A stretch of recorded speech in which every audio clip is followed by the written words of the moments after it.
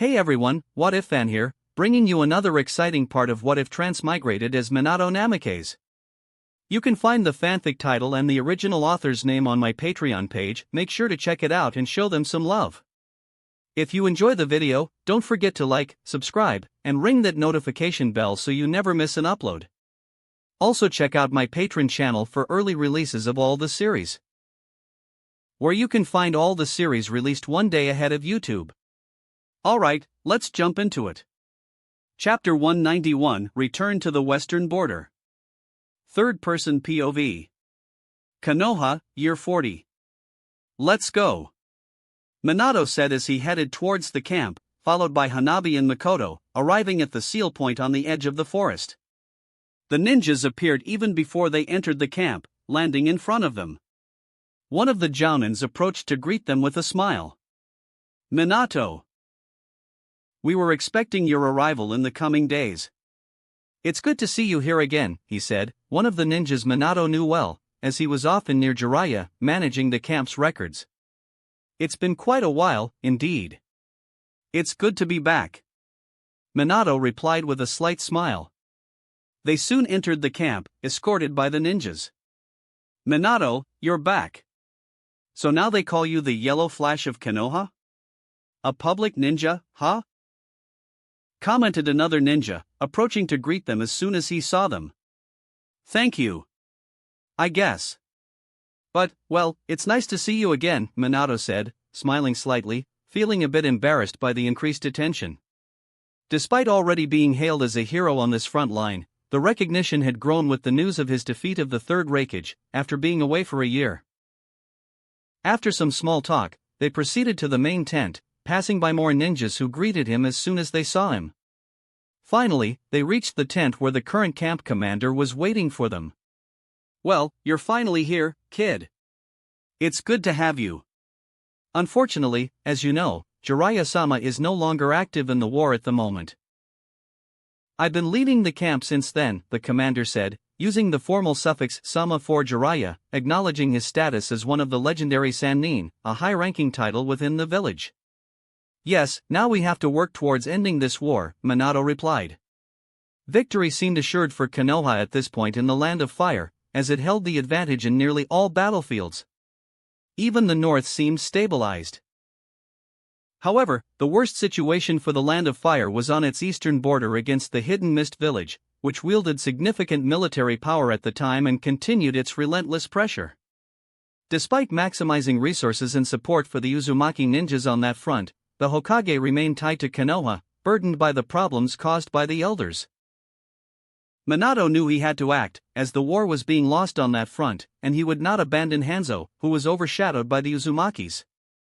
Well, in any case, I assume you're active as of now. Do you have any requests regarding your activities? The commander asked as Minato pondered for a moment. Yes, I would like your permission to visit the central and southern camps, if possible. There are some people I would like to see again, Minato said calmly. Of course. The hero of the Leaf Village deserves his moments too, the commander said with a smile. Minato thanked him, maintaining a composed demeanor. Just come to my tent later. We'll have a meeting among the camp leaders, he requested. With that, the three jounins of Team 7 left. The team began setting up their tents in an old spot they had used before. Meanwhile, people from all over the camp came to greet them, as they had spent more than 2 years there and knew nearly everyone, except for a few who had joined after they left. While catching up and chatting with old comrades, Minato made his way to the command tent after eating with the girls. It was already 8 p.m. The place was bustling, filled with all the jounins, high-ranking ninjas responsible for various sectors of the camp. There were teams for organizing storage and supplies, others for managing camp records and data, and those tasked with surveillance. Among them, the commander who had spoken to Minato upon his arrival at the camp was still present at the central position, leading the meeting. Now that you're here, we can begin, the commander said as everyone nodded. Minato waved at the leaders he recognized but hadn't yet spoken to. Even Vini Nara was there. The jounin who had assisted him in commanding the outpost of this camp nearly 2 years ago. It seemed Vini had been overseeing the outpost ever since. Yes, and it seems you were expecting me, Minato commented. Of course. Well, you know that now, without Jiraiya here for the past few months, we've weakened our position in the north a bit, as our camp is the main one dealing with the land of Earth. Because of that, we reached a decision and even took a measure. We sent a letter to the Hokage requesting your return here, as we wanted you active in this area again, he admitted, while the others nodded. Minato nodded, seeing no issue with this, as it was a normal occurrence. He had already spent a year training, achieved the goals he wanted, and that was what mattered. The commander then continued, we also came to another consensus, we want you to take command of the camp. You've already had experience managing an outpost, and it's time to learn how to develop strategies collaboratively with all the ninjas of the Leaf. After all, everyone now expects this from you. I hope this won't be a problem for you. Minato wasn't exactly surprised by this, he could understand the man's perspective, as ninjas always sought to follow someone stronger. At this point, Minato was at the height of his career, renowned worldwide for his achievements. From rescuing the daimyo of the Land of Fire to every battlefield he graced. Despite being only 14 years old, he was already considered one of the Leaf's main powers, placing him alongside the legendary Sannin, second only to the Hokage. Additionally, his leadership would be beneficial for the camp, as Minato's mere presence bolstered troop morale, while many ninjas sought his guidance regardless of an official leader. This move was a strategic one, aimed at preventing the formation of factions within the camp. I've never managed a full camp before. You know that could be an issue, right? Minato said honestly. We're aware of that, but we also know you're young. This could be excellent training, and we'll be here to support you. You've already succeeded in leading a smaller camp at the outpost, so why not here? Jiraiya himself wrote in a letter suggesting we give you the chance to prove your leadership, he replied, and Minato eventually nodded. Alright, I'll take the position, then, Minato said at last. That's good. You'll be in my place in 3 days. So, take some time off. Unless there's an emergency, you can visit whoever you need, the man said. Minato nodded, discussing a few technical matters before leaving the tent and returning to his own. Upon entering, he found Makoto sitting on his bed, waiting for him, something that had become common. So, the new commander, she commented as she saw him. She had already discussed this with him and had concluded that it would happen. Meanwhile, Minato took off his vest in the middle of the tent and hung it on a rack. Commander Minato, at your service, he replied, flashing a smile. Then I'm at your orders, she laughed as well.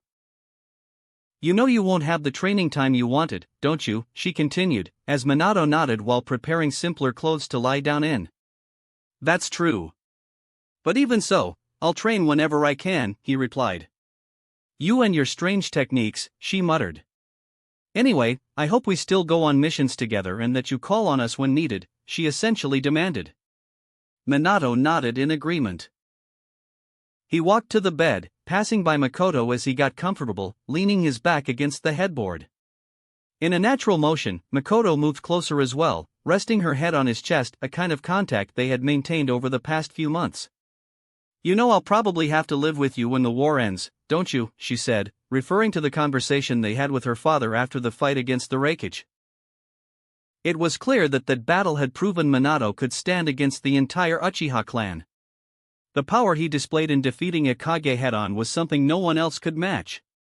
This made many Uchiha, who previously looked at him with anger, become more cautious.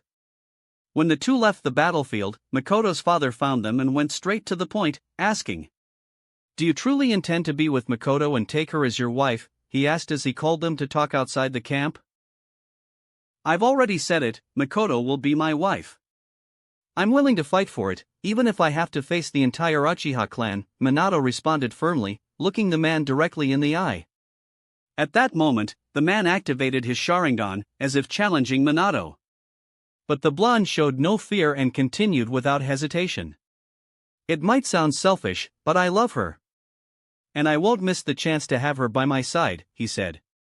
The man stared at him for some time before clicking his tongue. All right, boy. I won't interfere with this. But know that if the clan decides to fight you, they will. You'd better be prepared. After all, we've never had someone marry outside the clan, and I don't think the elders will easily accept it, he said seriously. I've already said it, if they really want to stop this, let them come. I'm ready to face them. Send anyone. Besides, your genius of the generation has already challenged me. I hope he doesn't run away, Minato replied, referring to Fugaku Uchiha, who had been annoying him since their first encounter at the northern border. Makoto's father simply observed him for a moment before turning his back. Without saying another word, he left Minato and Makoto alone. This was his way of accepting that his daughter would be with Minato. It was obvious that Makoto could be expelled from the clan once this news spread, but Minato didn't care. He even welcomed the idea, as she would then be entirely with him. If they tried to do anything against her, he wouldn't hesitate to confront them, even if they were Uchiha with red eyes. The two stayed there for a while, talking about trivial things, more like a couple in love than ninjas in a war. Eventually, they fell asleep right there. Makoto slept on Minato's chest, and he placed a pillow to support her head and covered them with a blanket.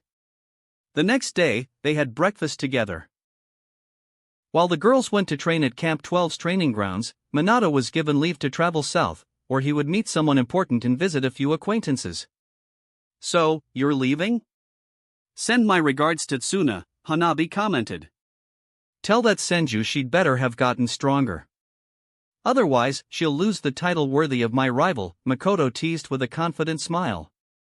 Minato simply nodded and said his goodbyes, disappearing and reappearing in a part of the forest near the medical camp. To his surprise, he found a blonde girl sitting close to where he had a Horatian seal. She looked up, surprised, and upon seeing him, exclaimed, "I've been waiting for days for you, Minato." Before he could respond, Tsuna rushed forward to hug him, happy to finally see him again. Chapter 192 Visiting Old Friends. Third-person POV. Konoha, Year 40. You look older now and even more handsome, Tsuna commented while in Minato's arms. They were a bit away from the camp, having gone there after their meeting. You too, Minato replied, noticing how much more beautiful she looked, even surpassing her mother. The purple streaks in her hair were gone. Where are you looking? She exclaimed, catching Minato's gaze lingering on her body, now more mature in Kaguya. Minato tried to divert his attention, but Tsuna's amused expression showed she enjoyed it. Of course, she liked that Minato desired her.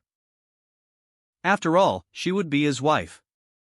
You know, if we wanted, we wouldn't have to wait until the wedding, or we could even move it forward, she teased. Minato smiled at her provocation and played along. How about we leave here, and, just you and me, he countered with a mischievous grin. Tsuna, who had been acting boldly, immediately blushed as Minato leaned closer, their faces almost touching. Are you sure, if you do this, we'll have to marry? My mother won't like it if we do it so soon. I'm fine with it, but are you? She asked, her face as red as a tomato. Ha ha. Don't worry, I'm joking. We still have more than 3 years, so let's just enjoy this time as boyfriend and girlfriend, Minato laughed, amused by her flustered reaction. You idiot, she murmured, crossing her arms, ready to give herself to Minato, only for him to continue teasing her. Don't be like that. Let me ask you something, Minato said, noticing her pout. If you could be anywhere, where would it be? Anywhere? I heard you, Kushina, and Mito went to the beach. Shouldn't you have taken me there too? Tsuna asked. The beach. You can go now, Minato suggested. What, now? We can't, Minato. I only have a 2-hour break, she replied, but Minato's grin widened. That's enough, he said, touching her. The next moment, they vanished and reappeared on the other side of the country, standing on a beach. Where's Gurren? I can't sense him. Minato murmured, scanning the sea for any sign of his friend. Minato! Did you bring us to the tide? Tsuna exclaimed, stunned by the sudden change of scenery as she stood up, bewildered. We're in the southern part of the Land of Fire. Since you asked, we can stay here for a while. We'll return to the border later. Want to jump into the water? He asked. Suna, still in awe, quickly turned her amazement into excitement as she gazed at the deserted beach, with only Minato there beside her. Yes, she exclaimed happily, finally away from the constant deaths of ninjas the medical team couldn't save. Now, she could relax. Moments later, both were in the water, swimming close to each other. Suna drifted toward Minato, resting her back against him, silently asking him to lift her. He obliged, holding her like a princess in the water. "This is so nice, and the day is so beautiful," she said, looking up and then at Minato. "It's good to relax," Minato agreed. "It really is." "Thank you," she said, wrapping her arms around his neck and kissing him enthusiastically. Minato reciprocated, their lips meeting passionately. "This is so nice, we should do this more often," she said, a bit embarrassed but enjoying her fiancé's kisses. At least they could kiss like a couple. "We have 2 hours, as you said," Minato smiled, and she nodded. In the end, they spent the rest of the time cuddling without anyone to interrupt them. When their time was up, they left the water and dried off. Returning to the camp, Minato still wanted to talk to Tsunade. "So you provoked the Uchiha clan. You really are a troublemaker," Suna muttered after learning about his situation with Makoto. In truth, she didn't mind Minato choosing Makoto to be his wife alongside her in Kushina. She had expected it, after all, Minato had always been surrounded by girls who adored him. She only wondered what might happen with Hanabi, almost asking if Minato intended to make the Hyuga clan his enemy as well. But since he hadn't mentioned the girl, she decided not to ask. "Yes. I have a fight with the man who was supposed to be Makoto's fiancé. He wants revenge for that, and I agreed," Minato said. "I see, well, after all I've heard, they should be afraid," yellow flash of Konoha, Suna teased while Minato shrugged. "That doesn't make me invincible." "I'm still training to get stronger," Minato replied. "You're truly amazing. Even with all your reputation, you're still thinking about getting stronger. Knowing you, I'm sure you'll surprise us even more," she commented with admiration in her tone, her voice growing distant as they walked through the forest, ninjas passing above them. "I don't think I can keep up with you anymore. I'm getting really strong and excelling in medical ninjutsu, but you're on a level above me," she murmured, sounding like she felt left behind. "I won't deny I want to get stronger, and I can do it. After all, I have you, Kushina, Makoto, and so many others to protect, and even if you feel inferior in strength, remember that I'm the man, and I'll protect and love you," Minato said calmly, making Suna look at him, slightly embarrassed. "I guess you're right, and when you get hurt, I'll be there to heal you," she said. "You're right, but if you need to get stronger, we can train after the war. I'm training my body to withstand heavy blows, and I'm sure your punches will be good practice," Minato added. "Ha ha ha. All right then, Minato. I'll be waiting for that," she said as they finally arrived at the medical camp and headed toward Tsunade's lab. Some people recognized Minato and greeted him, surprised to see him there, but Minato only nodded before they reached the place. "Hold on, brats, I'm finishing something here," Tsunade called out from inside, already recognizing their chakra. They waited for a while until she emerged, wearing a lab coat. The first thing she did was sniff the air as soon as she saw them. "Brats, why do you smell like salt?" Her eyes immediately turned dangerous. "You better not have taken her somewhere and done something that'll make me hit you both for it," she started. "It's not that," Suna quickly said. "Minato took us to a beach, but we didn't do anything you're suggesting, Mother. Do you really think we'd do something like that?" Suna seemed offended by the accusation. "You're at the age when hormones are raging.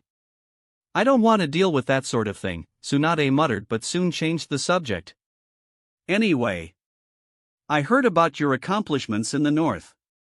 "Congratulations on the title, kid," she said, and Minato nodded. "Thank you, Tsunade-san. By the way, can I ask how Jiraiya-sensei is doing?" he asked.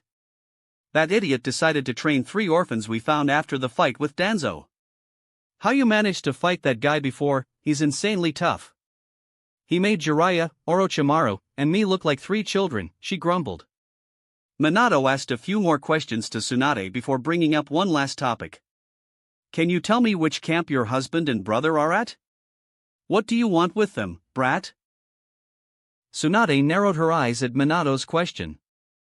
I just wanted to settle a few things, man-to-man talk. Minato tried to come up with an excuse. Tisk, whatever. Dan is at Camp 3, and Nawaki is at Orochimaru's Camp 1, she said, and Minato nodded. Great, then I'd better get going. I'll try to visit you when I can. I'll be the commander of Camp 12 in a few days, so things will get a bit hectic for me. I'm off, Minato said, bidding them farewell as Tsuna prepared to return to work. He's going to be a commander? Tsuna asked, surprised as she watched Minato disappear. What did you expect? Your fiancé is quite popular now, Tsunade replied before shifting to another topic. Now let's leave that aside and get back to work. We're already close to finding the cure for the poison Chio developed in recent weeks. It's becoming easier to create the antidote, Tsunade said, and Tsuna nodded, following her mother. Today, they worked together to create countermeasures against the poisons developed by Tsuna in record time. What used to take weeks or even months had become much faster, and with a medic assigned to each team, dealing with poison had become far less deadly. More and more people survived, and this strengthened their side in the war against two villages. Meanwhile, Minato went to Camp 3, surprising Dan, who was about to leave for a mission. Minato said a few things to him and handed him a kunai. After that, he left for Camp 1, where he found Nawaki managing some logistics. Why are you giving me this? Do you want to spy on me or something? The 20-year-old asked with a suspicious tone. It's not that. I want you to use it in an emergency, just as a precaution. Channel your chakra into it when you're in danger, and I'll come to rescue you, Minato explained. Now that you've earned a title like my sister's, I bet you're full of yourself, huh? Nawaki joked, though it sounded more like a tease than a genuine accusation. Minato maintained a serious expression. This guy joked too much. All right. I'll keep it, Nawaki said finally, and Minato nodded.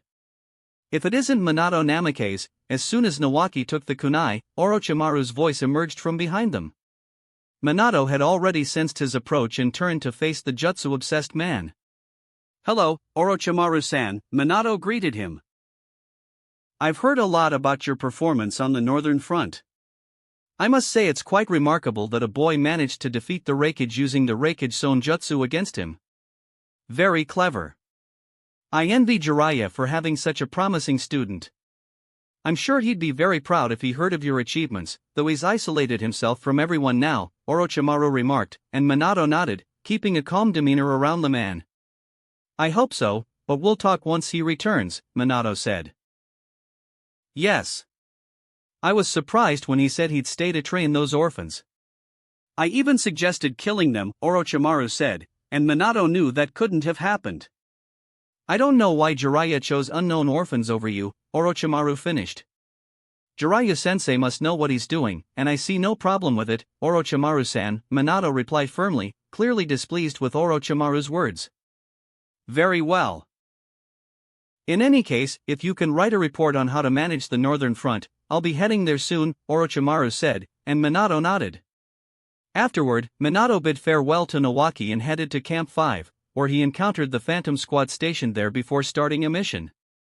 Unfortunately, it was no longer the entire squad, as 3 members had died in missions while Minato was elsewhere. One of them was Ghost, Yuki Hatake, his kenjutsu instructor who had taught him so much. Yuki had died in a mission 6 months ago. Minato had been deeply affected by the loss but could do nothing about it. This was the reality of war, a chain of hatred. Minato. Kid. The hero has arrived.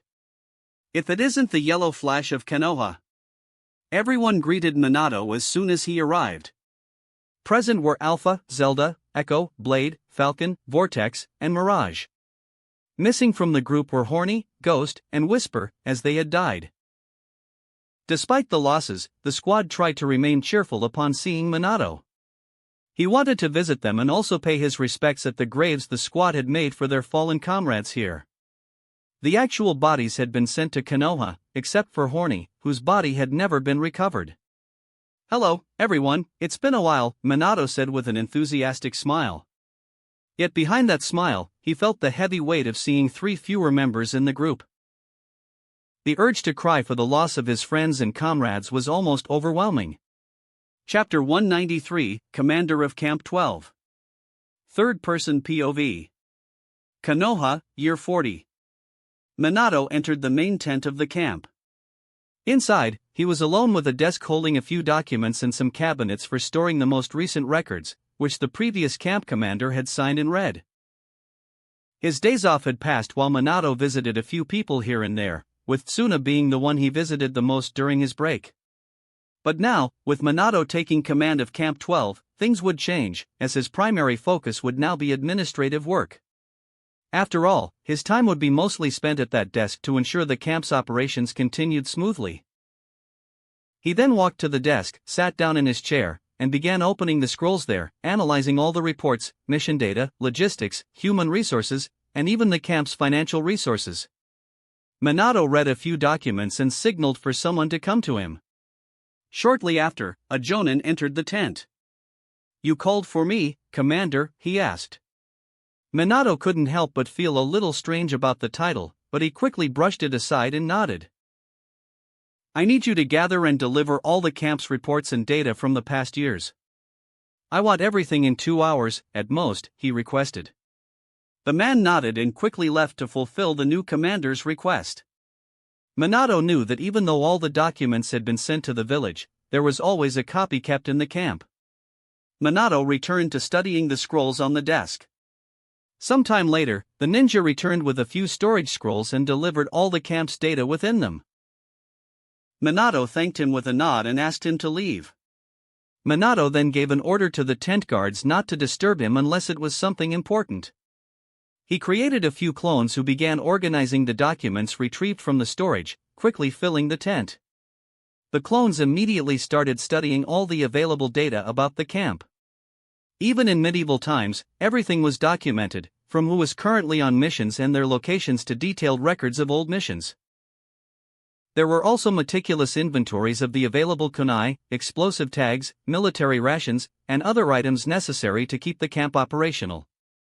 Minato spent hours and hours gathering all the information, dedicating the entire day until nightfall to fully understanding the situation. During this time, his original self summoned the leaders of each sector for brief meetings, where he clarified doubts and gathered more details. This process continued until he was exhausted. Now at night and feeling a bit tired, Minato left to meet the girls during dinner. "You look quite tired," Hanabi murmured as she saw him join them. He hadn't even made his own food and instead took camp rations like they did. "I can't say it's an easy job," Minato replied with a tired smile. "Have you started giving out your first missions yet?" Makoto asked beside him. Minato shook his head. "No, not yet. I'll start tomorrow." Today, I spent the day reviewing the camp's records and understanding how the teams stationed here operate. This will help me choose the best missions for them. There's a lot to organize. Jiraiya-sensei left things calmer before heading to the rain country on the mission with the other Sannin, but there's still work to be done. The war won't last much longer, but the situation still requires attention, he said. They continued talking about other topics. Hanabi and Makoto commented on their upcoming missions and training sessions. The next day, Minato officially began his duties as commander. He selected teams for missions as needed, addressing issues that required his greater attention. And so a week passed, as Minato adapted to his new routine. He would leave his tent for the command tent and return only to sleep, with no time for himself and often working late into the night. It wasn't an easy job, even in a calmer situation, as demands could arise at any time, during the day, at night, or even in the early hours of the morning, such as when ninjas were ambushed or missions failed. It was after another week that something a bit more notable happened. Minato was awakened in his tent in the middle of the night by his ninjas, reporting that a wounded group had been escorted from the outpost after suffering an ambush during a mission, and only 2 had survived. Minato approached them with a furrowed brow as several jonins gathered around. "He is not doing well. Take him directly to the medical camp." Minato instructed a man missing an arm, who had returned from a skirmish with the Rain Village. The team's medic ninja had also survived and managed to stop the bleeding. Thanks to this, they survived. But, we failed the mission and lost the scroll, said the medic ninja, his tone somber, clearly shaken by the mission's failure, the loss of 2 teammates, and the condition of his injured comrade. Unfortunately, yes, you did fail. But there's nothing we can do about that now. Go rest. We'll talk about this tomorrow, Minato said, trying to ease the tension. The man, embarrassed, only nodded and began to leave while his companion was being taken to the medical camp by other ninjas. Wait. Both of you, I'll teleport the injured ninja along with one of you. Let them know what happened, Minato said. He first turned back to the group and selected one, using the Flying Thunder God technique to teleport himself, the chosen ninja, and the injured man for quicker treatment. Then he returned to the shaken medic ninja. Can you tell me exactly where you were ambushed? Minato asked, his expression serious. It was near the outpost, about 5 kilometers to the north. There was no one following us, and we made sure of that. I don't know how they appeared. The man murmured, frustrated and dejected. To the north. Minato pondered this and turned to one of the most well-informed jonins among the group. Do we have any records of stone ninjas' activity in the land of waterfalls recently? He asked, recalling the attacks at the beginning of the war, when stone ninjas had used the land of waterfalls as a route for assaults against Konoha. We don't know about that, sir. We've had reports that Jiraiya-sensei had a conversation with the country's leaders. They assured us they wouldn't let any Earth ninjas pass and that they would remain neutral, the Jonin replied, while Minato reflected on the situation. I don't think that's exactly what's happening. In any case, wait here. I'm going to take a closer look, Minato said, disappearing in an instant before anyone could react. Minato had been strengthening the range of his abilities in recent days, preparing for emergency situations. He had placed seals all over the camp area and even in the rain country, ensuring he could act quickly if necessary. When he reappeared, the sky was even darker with the clouds of a rainy midnight in the land of rain, with a light drizzle falling. Minato advanced to the area indicated by the ninja, searching for traces of the ambush. Using his observation abilities, he easily found the battle site and one of the dead jonins from the team. First, Minato teleported the body back to the camp so his ninjas could handle it properly. Then, he returned north. They shouldn't be too far, he murmured, calculating the time since the attack. It had only been 2 hours, and he knew he could catch up with them. Ascending to a certain altitude, Minato let his body shine for a moment before using the power of the Pika Pika no Mi to disappear, advancing in a straight line northward, illuminating the sky. I don't need to hide anymore, he thought. He advanced quickly until he found the stone ninjas. Minato reappeared suddenly, lighting up the area and startling the enemies with his sudden presence as they were returning from their ambush mission. But Minato didn't care about their stunned faces and didn't waste time. In an instant, he began taking down the opponents one by one, avoiding killing them. They would be taken as prisoners. He simply retrieved the bodies, recovered the scroll lost by Konoha's team, and returned to the camp shortly after. The teams were already there, looking at Minato in surprise. After all, it had barely been 20 minutes since he had left, and now he simply reappeared with the defeated stone ninjas. Take them south. They must be interrogated for information. I want details about their routes and whether the land of waterfalls is involved, Minato said. The ninjas quickly nodded and carried the unconscious bodies away. Anyway, I'm going to sleep. Seeing that everything was resolved, he decided to return to his tent, leaving the rest to be handled the next day. The next morning, he began rereading more reports at his desk. It was a somewhat tedious but necessary task. He reviewed missions, logged teams, and recorded deaths or disappearances during field operations. How can I try to change this? Minato murmured to himself. Even though the mortality rate had significantly decreased since medics were assigned to every team, which had greatly changed the war, there were still substantial losses. This made him take a kunai out of his pocket. I have enough chakra to travel back and forth across the country without tiring anymore, which is very different from how it was at the start. I'm just stockpiling chakra by staying idle here. Maybe there's a way to be more efficient, he murmured, lost in thought, reaching a decision. Summoning a few jonins, he requested the entire camp to gather. He announced that he had an important meeting. Once everyone was present, Minato appeared before the crowd of over 800 people who were part of the camp. Well, as you know, I've been in command of this camp for a few weeks. I still feel guilty about the losses we face daily, and I would like to change that, Minato began. The ninjas present murmured among themselves, many skeptical about how he could change such a situation. After all, war was war, and no matter who the commander was, deaths were inevitable. What do you mean by that, Commander? A ninja raised his voice, visibly curious. Thinking for a moment, Minato answered by showing his kunai. I believe this can help teams in danger. Starting today, I want you to carry this kunai during your missions. By channeling chakra into it, it will send an alert directly to me, and I'll be able to teleport to the location. Of course, I won't do this with my main body, but I'll send a clone instead. The ninjas were shocked. You mean the commander will personally help teams in danger? A chunin murmured, still surprised by the proposal. As I said, it won't be me personally, but a clone.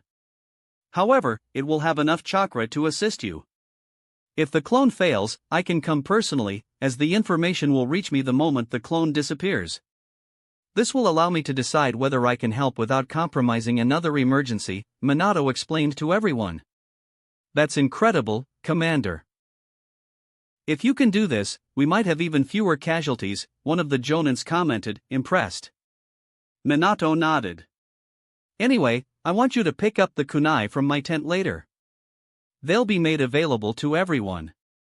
Remember, use them only in emergencies. Are we clear? He said, looking at the crowd. Everyone nodded, showing approval and respect for the plan. With Minato's reputation, this strategy had a good chance of success. Afterward, he returned to his tent, where he needed to assign some missions and prepare the kunai with seals. Additionally, he would send this information to the outpost, dispatching jonins to explain the situation in person. Minato hoped this new strategy would work, waiting to be called for the first emergencies. However, the following week brought even more important news, the results of the interrogation of the stone ninjas he had captured. It seemed there really was a route passing through the land of waterfalls.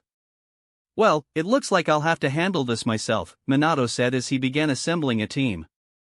He decided to request a meeting with the leader of the land of waterfalls. It was necessary to address the situation, either treating the country as neutral or as an enemy if they were indeed collaborating with the Stone Village. Minato knew he needed to act quickly and report the situation to the Hokage. After all, they couldn't afford a breach in the north that could leave them vulnerable to attacks. Chapter 194 Village of the Waterfall. Third-person POV. Konoha, Year 40. Are we ready? Minato asked the group of ninjas in front of him as an entire squadron of jonins prepared to accompany him to the north. Among them were Hanabi and Makoto, both wearing their jonin uniforms, hand-picked for the mission as the commander's personal team. Yes, Commander.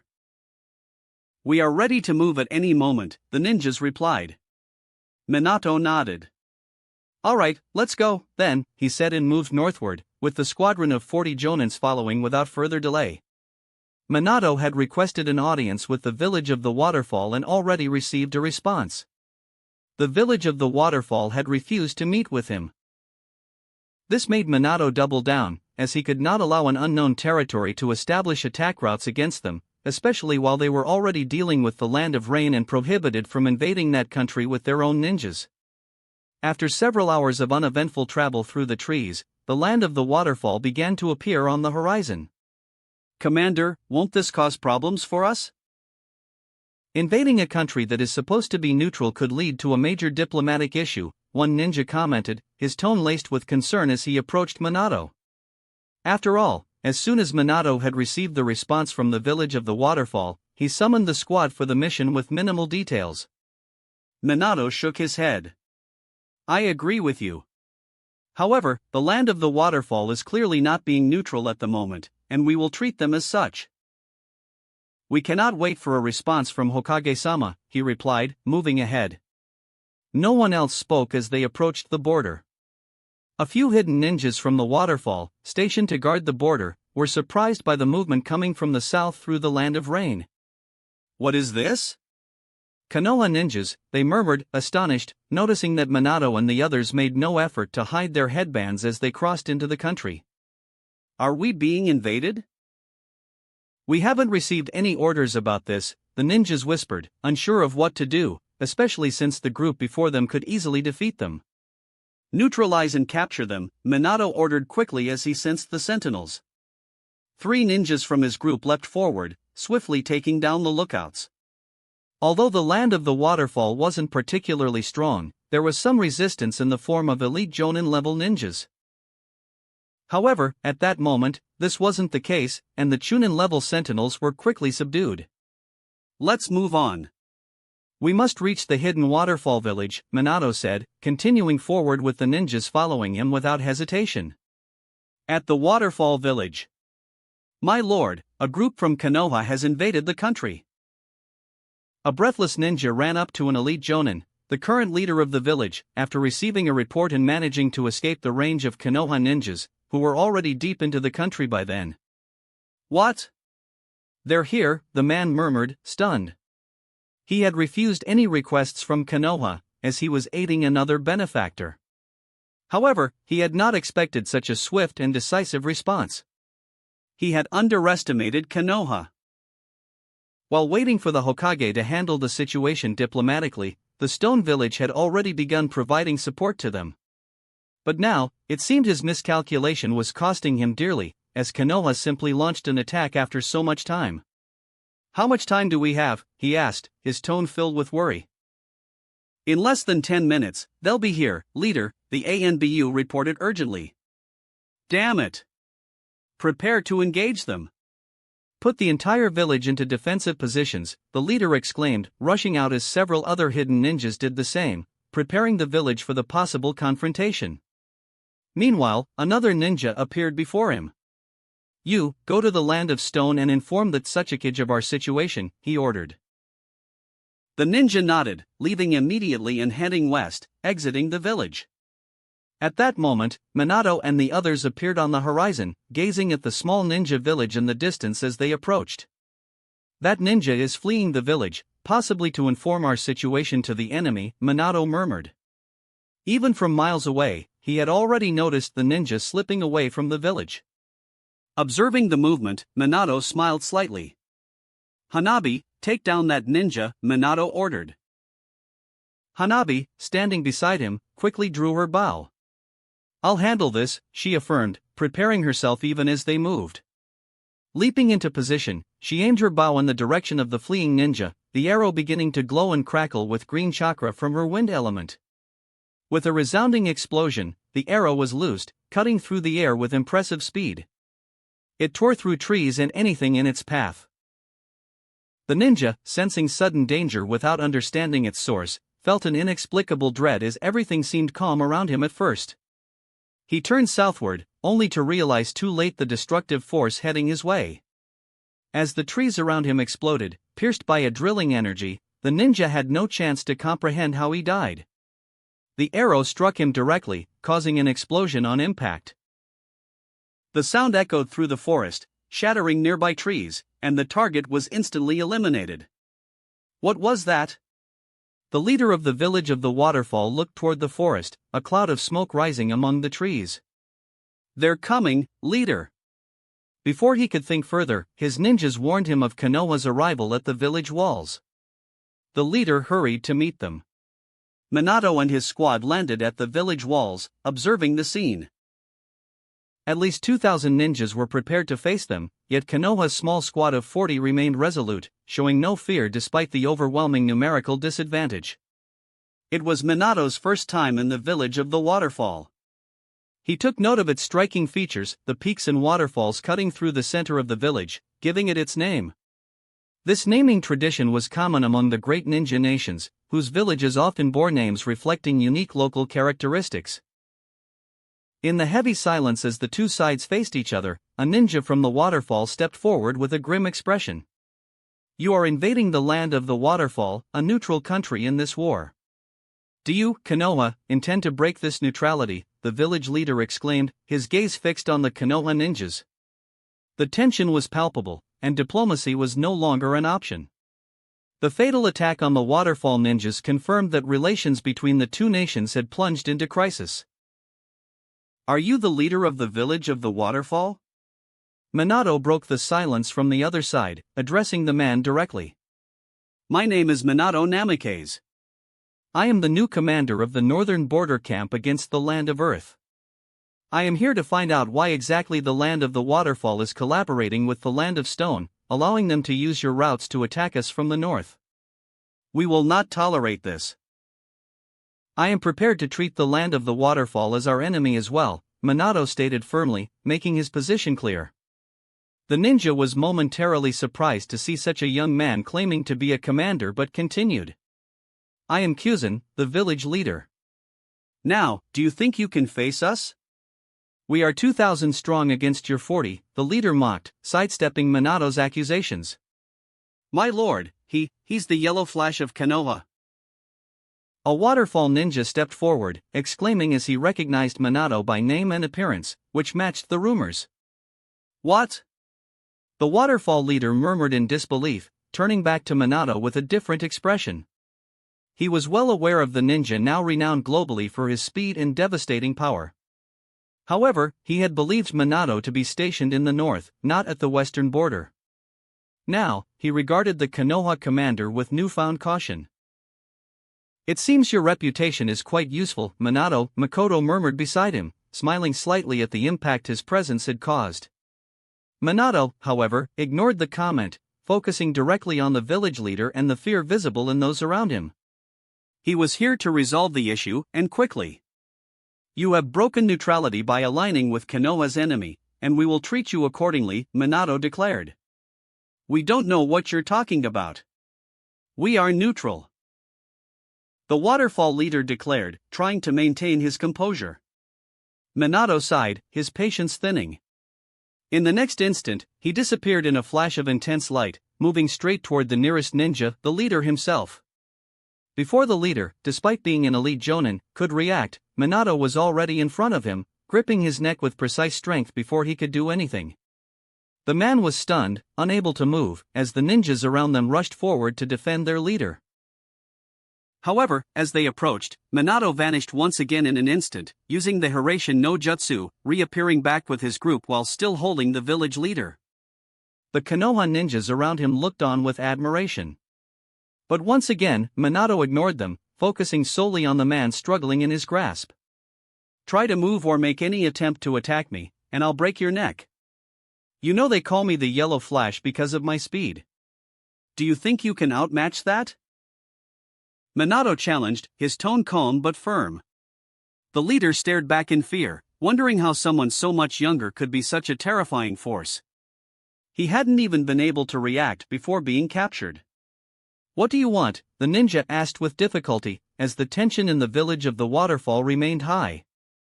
The surrounding ninjas watched cautiously, preparing for any attack. Despite this, the Konoha ninjas showed no fear, waiting calmly for any enemy movement. It's simple. You will no longer allow any routes from the Land of Earth to pass through the waterfall's territory, Minato stated with a serious tone. I'll only say this once. If they use your routes again to attack us from here, know that I will finish what I left undone today. We invaded your village easily, and we can do it again. Minato touched the ninja's shoulder, his expression unyielding, leaving a mark there. This is a Hiraishin seal. I can teleport to your side at any moment, he explained, leaving the man stunned as the pressure on his neck began to cut off his oxygen. Don't even try to erase the seal. If you do, I will know. This will serve as a way to ensure you aren't plotting against Konoha.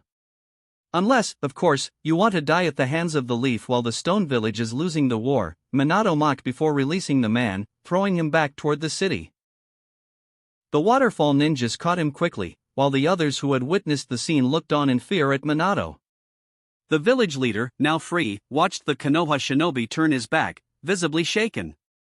I hope my message is crystal clear, leader of the waterfall.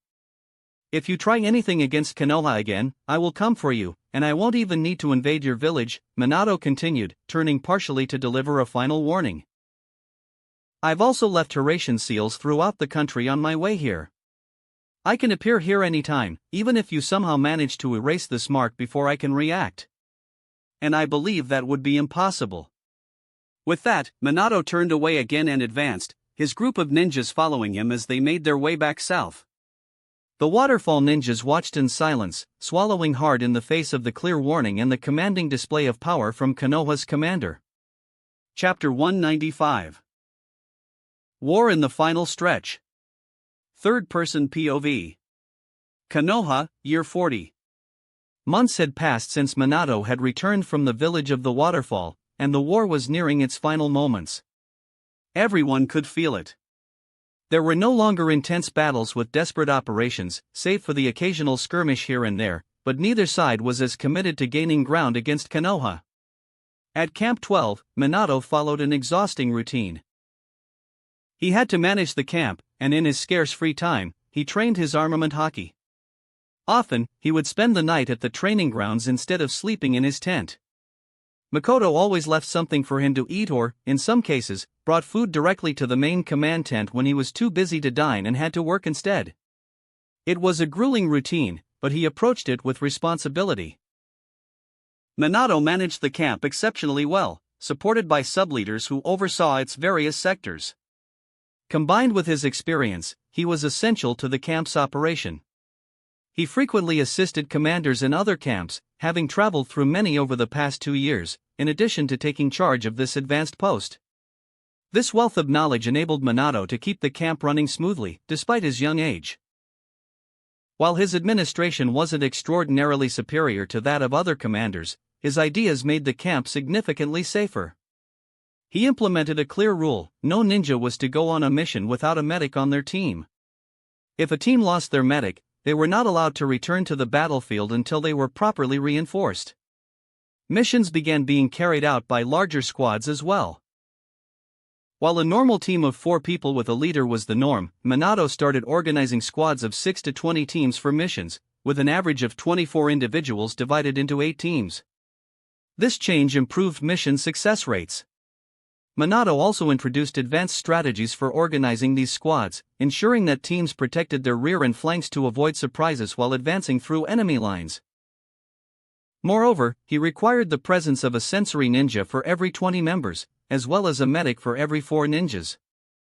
Hyugas, with their Byakugan, were often chosen as censors when none were otherwise available. These measures increased success rates, but the most impactful factor in reducing casualties was the distribution of kunai marked with the Hiraishin seal to all teams. Minato mandated that each team leader carry one of these kunai. If a team was ambushed or directly attacked by the enemy, the leader would throw the marked kunai to call for reinforcements. Minato could sense the kunai from any distance. He would quickly create a clone that used the Hiraishin to teleport to the location. If the clone was destroyed, Minato would go to the scene himself to rescue the team. His presence, being much stronger than that of a clone, allowed him to save as many ninjas as possible in critical situations. Of course, the success rate wasn't 100%, as many unforeseen factors could arise. For example, a clone of Minato might appear in the middle of an explosion, and upon checking the site personally, it could already be too late to save anyone. Additionally, there were cases where the leader lost the kunai or died before other team members could use it, often resulting in the entire team's demise as they couldn't escape. Nonetheless, the overall results improved significantly, with an 80% increase in ninja survival rates. This shocked everyone as reports began to arrive in Konoha and other camps. Minato now commanded the camp with the lowest mortality rate in the entire Western Warfront, perhaps even in the ninja world at that time. His popularity was at its peak. After all, he wasn't just a ninja capable of injuring enemies at Kage levels but also someone who saved countless shinobi from his village, pulling them out of previously impossible situations. Mission success rates also improved due to his strategies. His camp boasted the highest success rates for missions of all ranks. In the case of S-rank missions, when Minato personally led a squad, the failure rate was practically non-existent. The Hokage had written to him some time ago, expressing how impressed he was with Minato's results. There were even rumors of disputes in the village among ninjas eager to be sent to his camp. Many were requesting transfers because of the fame he had earned. Of course, Minato also received less positive letters. One of them expressed dissatisfaction with what he had done in the village of the waterfall. After all, he had invaded a neutral country, threatened its leader, and eliminated every ninja he encountered. At the same time, the Hokage had to admit that Minato wasn't entirely wrong in not allowing the village of the waterfall to leave routes open for Stone Village ninjas to cross into the borders, strengthening the northern enemies and leaving Konoha vulnerable to surprise attacks. While dissatisfaction with his actions was greater this time, Minato had enough credit in this war to justify even a conflict with the village of the waterfall, and no one would question him, especially when he could provide evidence justifying his attack. The elders, along with the Hokage, aren't pleased with your actions, Makoto remarked one day. Minato didn't seem concerned. I don't care. They're just old fools afraid of losing their seats. If they cause too much trouble, I'll have to deal with them soon. Among the S-rank missions, Minato frequently faced Jinchuriki, and occasionally, even the Tsuchikage himself would come to confront him. Sometimes, they ended up battling each other. The Tsuchikage would try to kill him but rarely succeeded, even when using dust release. Minato was fast enough to escape. The first time they met, the Tsuchikage looked at him curiously after not seeing him for so long. I'm impressed with what you did to the Raikage, but that won't happen with me. From then on, a battle would always ensue whenever they crossed paths. Despite this, Minato and his team maintained a 70% success rate in these confrontations, retreating only when necessary. When Minato sensed that the situation was unfavorable, he ordered everyone to retreat, and in many cases, he completed the mission alone, thanks to his infiltration skills. This left the old Tsuchikage extremely frustrated, as even with all his efforts, he couldn't capture the young Konoha ninja. Outside of the camp and its administration, Minato received updates about the war in other camps and learned that a new leader had finally arrived in the south. Tsukumo Hatake had come to the southern camp to replace Orochimaru, the Hokage's favorite, who had been reassigned to lead the northern border camp. As Tsukumo became active, he pushed Suna village back again, trying to gain ground and invade Konoha. Tsukumo often fought against Shikaku himself, as Suna ninjas had started using him strategically due to their poisons no longer being as effective as they had been in the early years. One notable event occurred just before Orochimaru left the camp after Tsukumo's arrival. Tsunade's brother and Suna's uncle, Nawaki, was ambushed during a mission. During the attack, he witnessed his entire team being wiped out. Injured, he remembered the kunai Minato had given him months earlier. Amid the chaos, he used his chakra on the kunai to call for reinforcements. At that moment, Minato was speaking with one of the camp leaders, receiving a recent report. Suddenly, he sensed the kunai's mark and knew something was wrong in the south. Without hesitation, he disappeared from the tent, something that had become common for those around him. Even in the middle of important meetings, Minato often created clones to handle emergencies. If necessary, he would personally go to the location and return as soon as possible, usually being gone for only a few minutes. Minato managed to arrive in time to save Nawaki, but the situation was critical. He found him missing an arm. Instead of just rescuing the survivor, Minato quickly eliminated all the enemies present using his Akuma no Mi. He stored the bodies in a scroll, realizing that these ninjas didn't belong to Suna village. He then instructed the survivor to issue a detailed report on the incident, stating that the ninjas had escaped and were not captured by Minato. After that, Minato sent Nawaki to the medical camp at the center of the border, leaving him with some ninjas, and returned to his own camp. After all, he had things to do. Days later, Suna learned of the incident from her mother and made a point to personally thank Minato for saving her uncle. She found him during one of his visits to the medical camp, something he did regularly. These visits to the medical sector were frequent, occurring 2 or 3 times a week. Occasionally, Minato would even slip away for a few hours to relax on the southern beach, seeking some relief amidst the chaos of the war. He often did this with Makoto, and sometimes he took Hanabi out of the camp for moments of rest. However, he maintained a good relationship with all of them, even though Hanabi was not his fiancée. His hockey training in the little time he had was intense, as his schedule allowed for very few breaks. He put more effort than ever into it, and his progress in mastering armament hockey was beginning to show. The hockey was flowing, growing stronger, and stabilizing. Minato knew that by the end of the war, or shortly afterward, he would have mastered the first stage of hockey, enabling him to coat his body with a dark layer.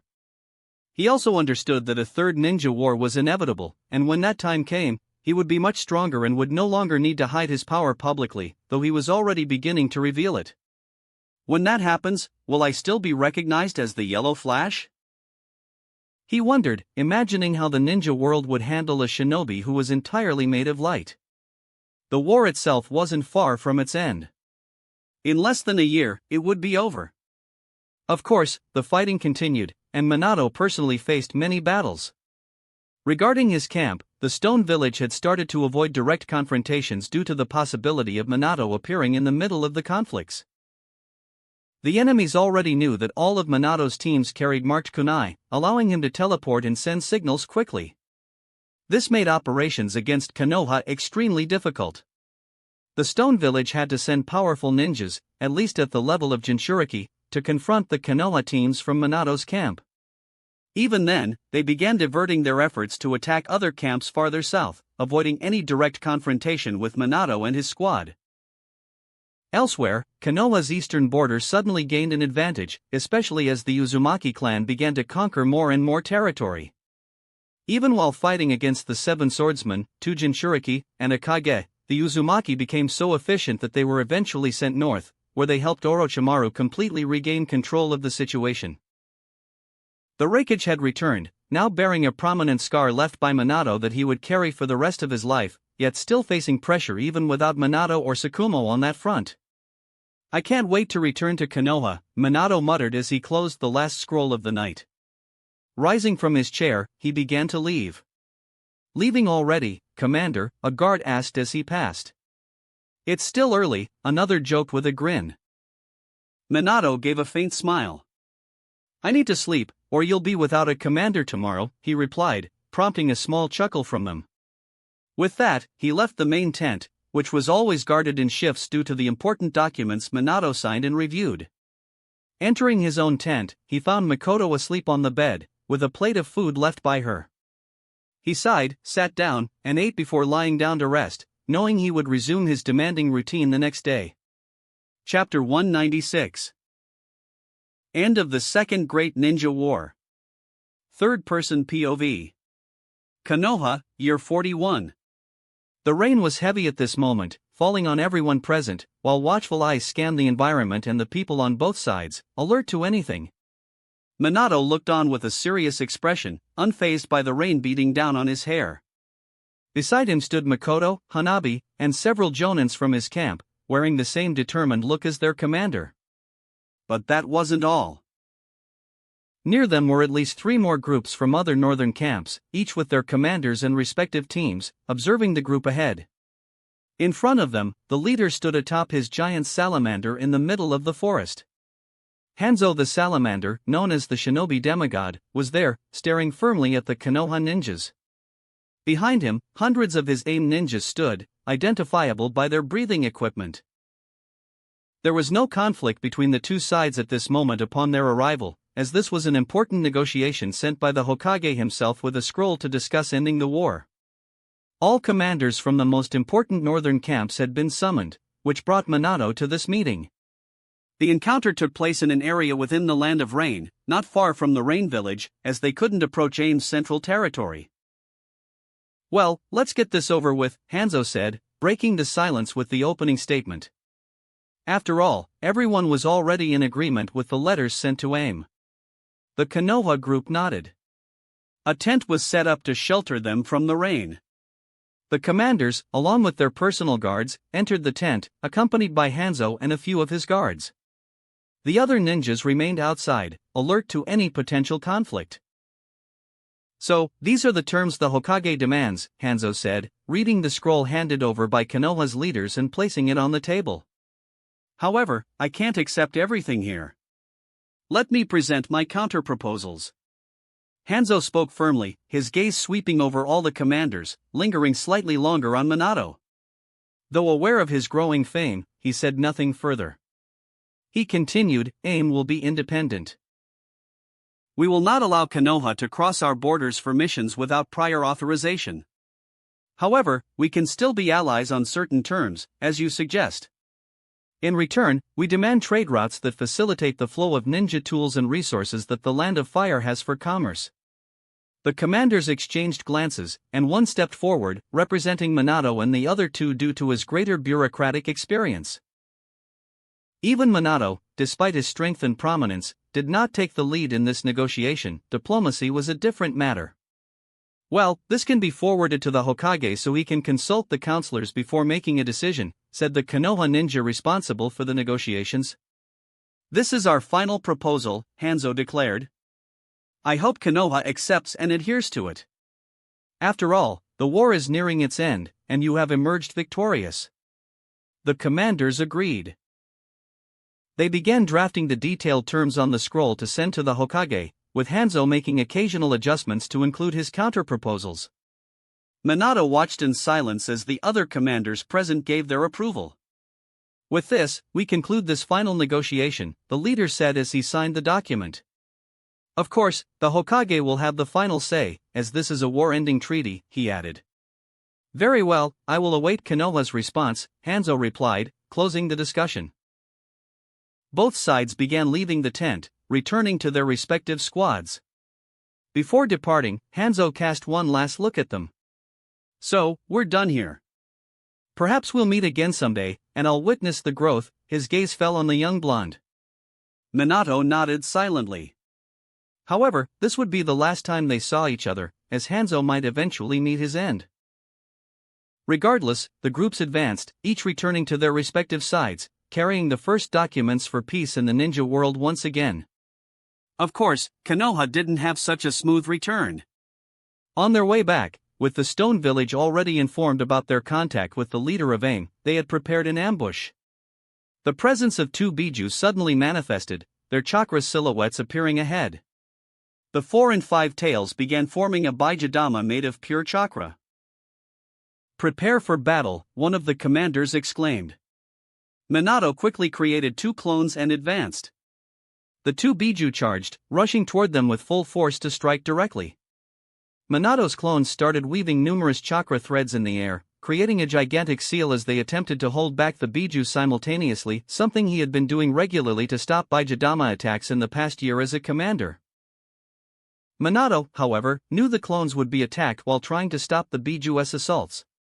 He swiftly advanced toward Inoki, who was heading toward them through the air, realizing he was the target. A fierce battle unfolded in the skies between Minato and the others. Meanwhile, Makoto, Hanabi, and the other ninjas fought enemies on the ground as commanders from the other camps shouted orders. Minato and Inoki continued their aerial combat. The confrontation in the sky was brutal, with dust release attacks colliding against Raisin shurikens, generating explosions that lit up the rainy sky with intense flashes and thunderous sounds. Retreat! Retreat, the Konoha commanders ordered, realizing they were reaching their limits. They created an opening among the enemies. Inoki gritted his teeth, clearly dissatisfied, as he watched Minato return to his group and vanish, teleporting to one of the kunai left on the battlefield. Minato launched Raisingans at the unsuspecting Jinchuriki to stop their pursuit of the Konoha ninjas before disappearing again. Inoki couldn't chase the Konoha ninjas alone as they advanced into the horizon. Frustrated, he realized he could no longer disrupt Konoha's negotiations with AIM. It seems we're going to come out as losers in this war. It's rather frustrating, Inoki muttered, watching the Konoha ninjas retreat. He ordered his ninjas to return to the northern camp. Despite some isolated battles, the camp had been less active lately. Operations were now limited to critical missions and diplomatic negotiations. Inoki knew he had no choice but to try negotiating with Konoha, just as AIM had done. Minato and the others returned to Camp 12, while the other commanders headed to their respective bases in the south. With no other options, Minato went straight to the command tent, where he spent the rest of the day listening to reports from all mission participants and writing his own. Will you be busy for long today? Maybe we can train a bit, if you have time, Mikoto said as she entered the tent. I won't be too busy today, Minato replied. After all, I'm not the one handling the bureaucratic side of this agreement with AIM. I just need to submit my report. I'll assign a ninja to do that, and then I'll be free. Minato completed all his tasks as the camp commander, and the two went off to train, staying at the training field throughout the night. The next day, Minato delegated the responsibility of handling the documents to other ninjas and took some time off for himself. He visited the medical camp and found Suna there. However, she wasn't her usual cheerful self.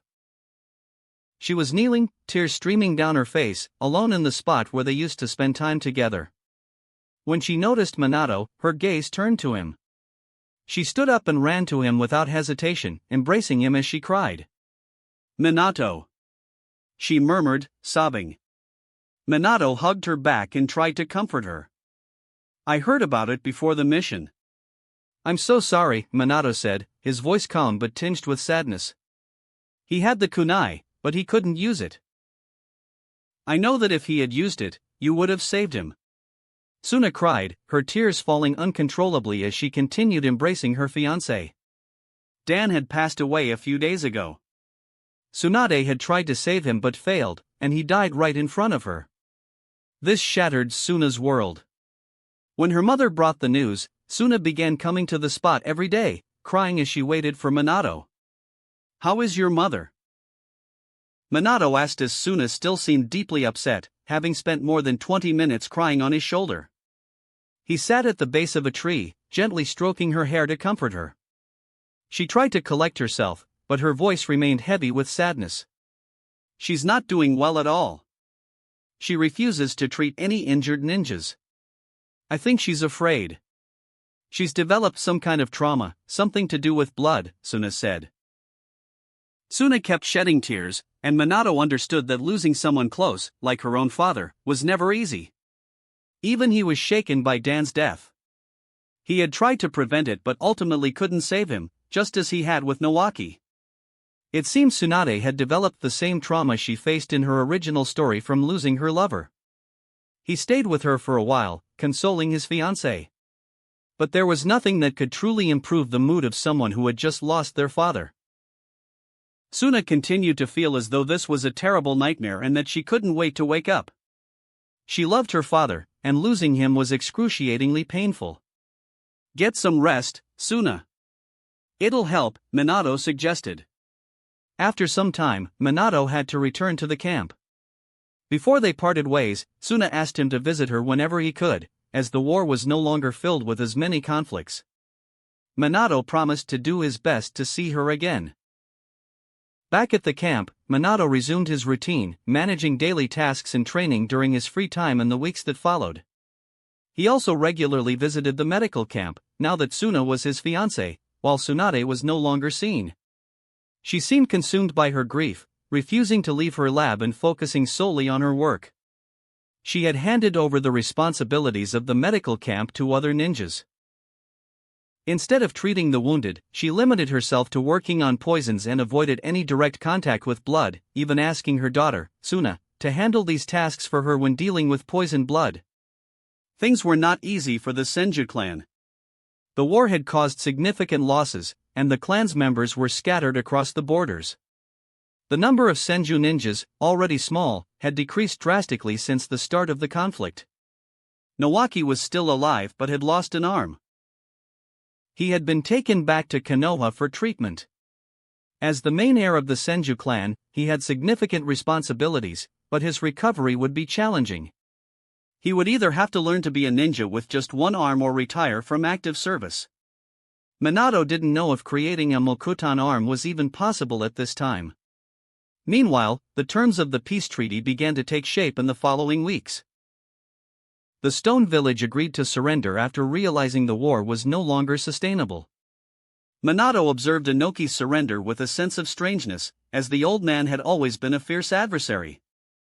However, in a conflict-free meeting, Anoki finally agreed to cease hostilities. The terms were discussed and sent to Konoha's leaders, who reviewed them and passed them on to the feudal lords.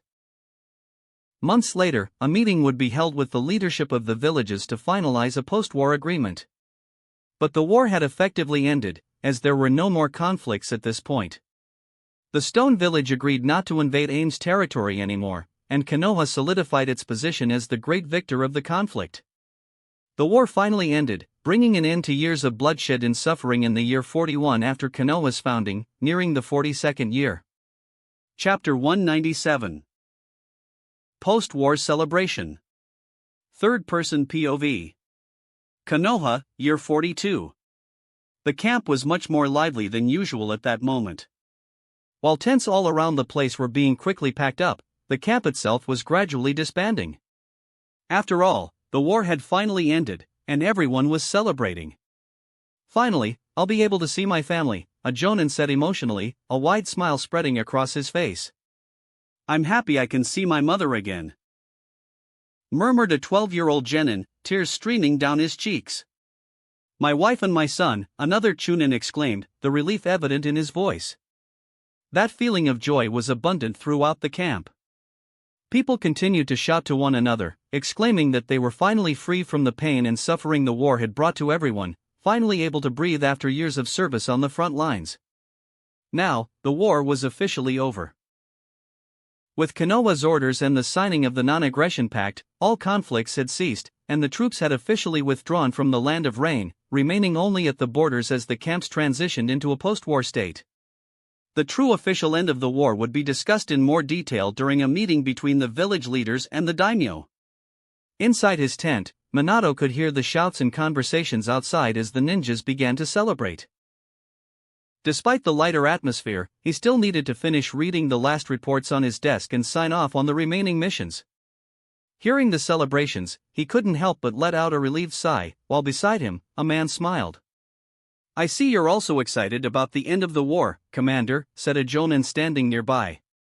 He worked directly with Minato, serving as his administrative aide, and was just as cheerful as the rest of the camp. How could I not be, Soul? Minato replied, still reading through the documents. I'll finally be able to return to Konoha, he added, revealing his greatest desire. There were many things Minato wanted to do in Konoha, but the war had kept him tied to his responsibilities as a commander. Despite all the losses he had witnessed, he knew that the war had brought valuable opportunities and lessons. Now, he understood definitively how the ninja world worked and how cruel it could be. A lesson he would carry for the rest of his life, alongside the duty to honor those who had fallen. I heard you've got a piece of land in Konoha now. Is that true? Soul asked casually, glancing at the papers on Minato's desk. Minato smiled faintly. Yes. I've finally secured my home. He paused briefly before continuing. I'll move out of that small apartment I've lived in for the past few years. Now, I'll have a large house, like any clan does. And I'm sure Makoto will like it. Everyone knew that Minato and the Uchiha girl shared more than just a teammate relationship. It hadn't taken long for people to discover that they were engaged.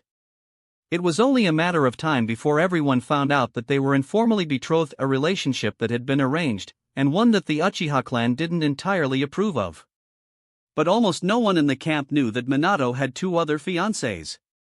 Where will your property be? Soul asked. Not in the central area like the other clans. It'll be a bit farther out, Minato replied. He wasn't as concerned with status as the Uchiha and other clans were, preferring the tranquility of a more secluded location. He would even have his own training grounds within his property. And traveling to the village wouldn't be an issue when Minato had his jutsu. Anyway, I'm done here. You're dismissed too. I just need you to help organize everything later. I need those documents sent to Konoha, Minato said, standing up and heading outside the tent with the Jonin. Walking through the crowd, he observed the people still celebrating, hugging each other, and laughing as they formed their own groups. The feeling of relief and joy was contagious. Despite that, Minato knew that not everyone was completely happy with the end of the war, as some still sought revenge for their fallen comrades. However, in this particular camp, that sentiment was less prevalent than in others. Minato had managed to drastically reduce the mortality rate among the ninjas under his command, making this one of the safest camps in the entire Land of Fire. I'm heading back to my tent, Commander. Call me if you need anything, the Jonin accompanying Minato said, taking a different path. All right, Minato replied with a nod before continuing toward his own tent. When he arrived, he found Makoto and Hanabi sitting and eating peacefully amidst the celebration, not joining the larger groups. Minato waved at the people passing by, some of whom were shouting his name in celebration. He simply nodded politely in acknowledgement before approaching the girls. I've never seen you this popular, Minato, Makoto commented with a playful smile. Minato shrugged as he sat down in front of them. That's the effect of Konoha winning on all fronts, he replied. When will we return to Konoha? Hanabi asked, looking at Minato with curiosity. Most likely, the majority of the camp will leave soon, Minato said thoughtfully. But I'll have to stay behind for a while. There are still some things I need to organize before we empty out everything. You're not staying here alone, are you? Makoto raised an eyebrow, and Hanabi nodded in agreement. Of course not. At least half of the camp will stay with me for some time, Minato confirmed. Among those staying, I hope we'll be together, right? Makoto asked again, watching Minato with a curious gaze. Yes, we'll stay together, Minato said with a calm smile. But Minato, now that the war is over, will we still be a team? Hanabi asked. Good question, Minato reflected. I don't think we'll disband anytime soon. Even without Jiraiya-sensei as our official leader, we're still a team. And that can last until we start forming our own teams in the future. After all, we're already Jonins, so we'll soon be asked to do that, he explained. After that, they remained silent for a few moments, enjoying the end of the war and the peace that was beginning to settle in, free from worries about missions or rescuing comrades from enemy lands. Hey, Commander Minato. Where's the speech? Some people from the camp began shouting at him, pointing out that the commander hadn't officially spoken yet. Speech? Minato murmured, thoughtful. It's true. Aren't you going to officially mark the end of the war? Hanabi asked. Minato looked at her for a moment before nodding. You're right. But I still need the advance post personnel to be here too, he said. A few hours later, the advance post had finally returned, bringing their leaders and a group of ninjas back to the camp. Some sentinels remained behind to watch for any surprise attacks from IWA. Even with the non-aggression treaty, it was still prudent to be cautious. Minato then stood up from where he was seated and made his way toward the center of the camp. On his way, he called out to some Jonins. Gather everyone in front of the platform. I'm going to give a brief word, he instructed. The ninjas who received the order quickly spread out across the camp, informing the others. Gradually, people began gathering in front of the platform where Minato had previously given his speeches, especially during mission briefings. The crowd was still laughing and celebrating. Some carried bottles of sake in their hands. Minato climbed the platform and waited until the crowd had gathered. Once he saw that everyone was paying attention, he raised his hand, signaling for silence, and the conversations quickly ceased. Well, first, I'll turn a blind eye to the drinks, Minato said, drawing laughter from the crowd. After all, we're in the middle of a celebration, and today we can make an exception, just don't overdo it. Once the laughter faded, he continued in a more serious tone. I want to thank everyone. Not just this camp, but all the fronts that fought to bring this victory to Konoha through our efforts in this war against 4 of the Great 5 nations. Minato paused, scanning the faces around him. But I also want to pay tribute to all those who fought and sacrificed themselves for their comrades, for peace, and for the village. I want their efforts to never be in vain and to never be forgotten. To our comrades who fell in battle. The atmosphere shifted. The celebratory mood turned somber as everyone began to remember the comrades they had lost. The camp fell into silence, each ninja listening intently to Minato's words, a mixture of emotions washing over them. I want us to observe a minute of silence and respect for those heroes, Minato said, closing his eyes. The gathered ninjas followed suit. Even the sentinels stationed in the forest surrounding the camp, hearing the speech, closed their eyes in respect. The entire area was enveloped in complete silence for a full minute, honoring those who had given their lives for Konoha. Every ninja present had lost someone, and the moment added a bittersweet touch to the celebration, a stark reminder of the harsh reality of the ninja world. After the minute of silence, Minato opened his eyes.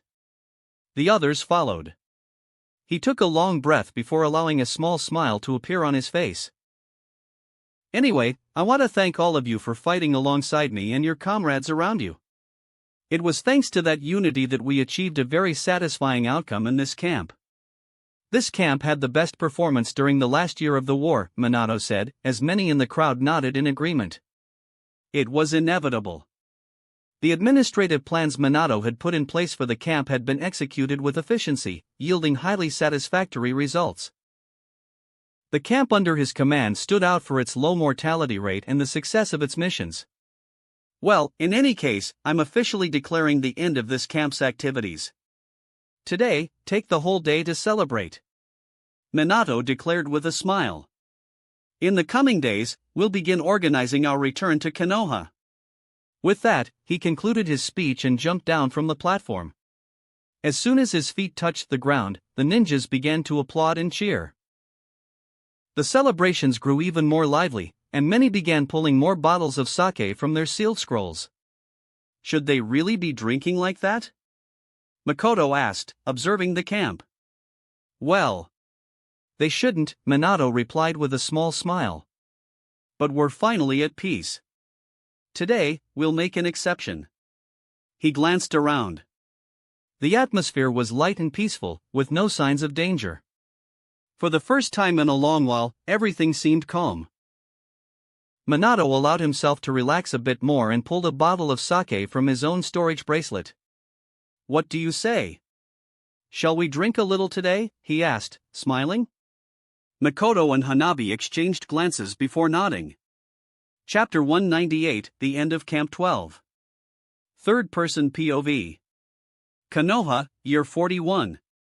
Minato woke up in his bed feeling a soft breath in front of him. When he opened his eyes, he saw Hanabi close to his face and felt a slight headache causing him some discomfort, as they had kept drinking until nightfall. Behind him, he felt someone hugging him. Now, he was lying in bed with both Makoto and Hanabi.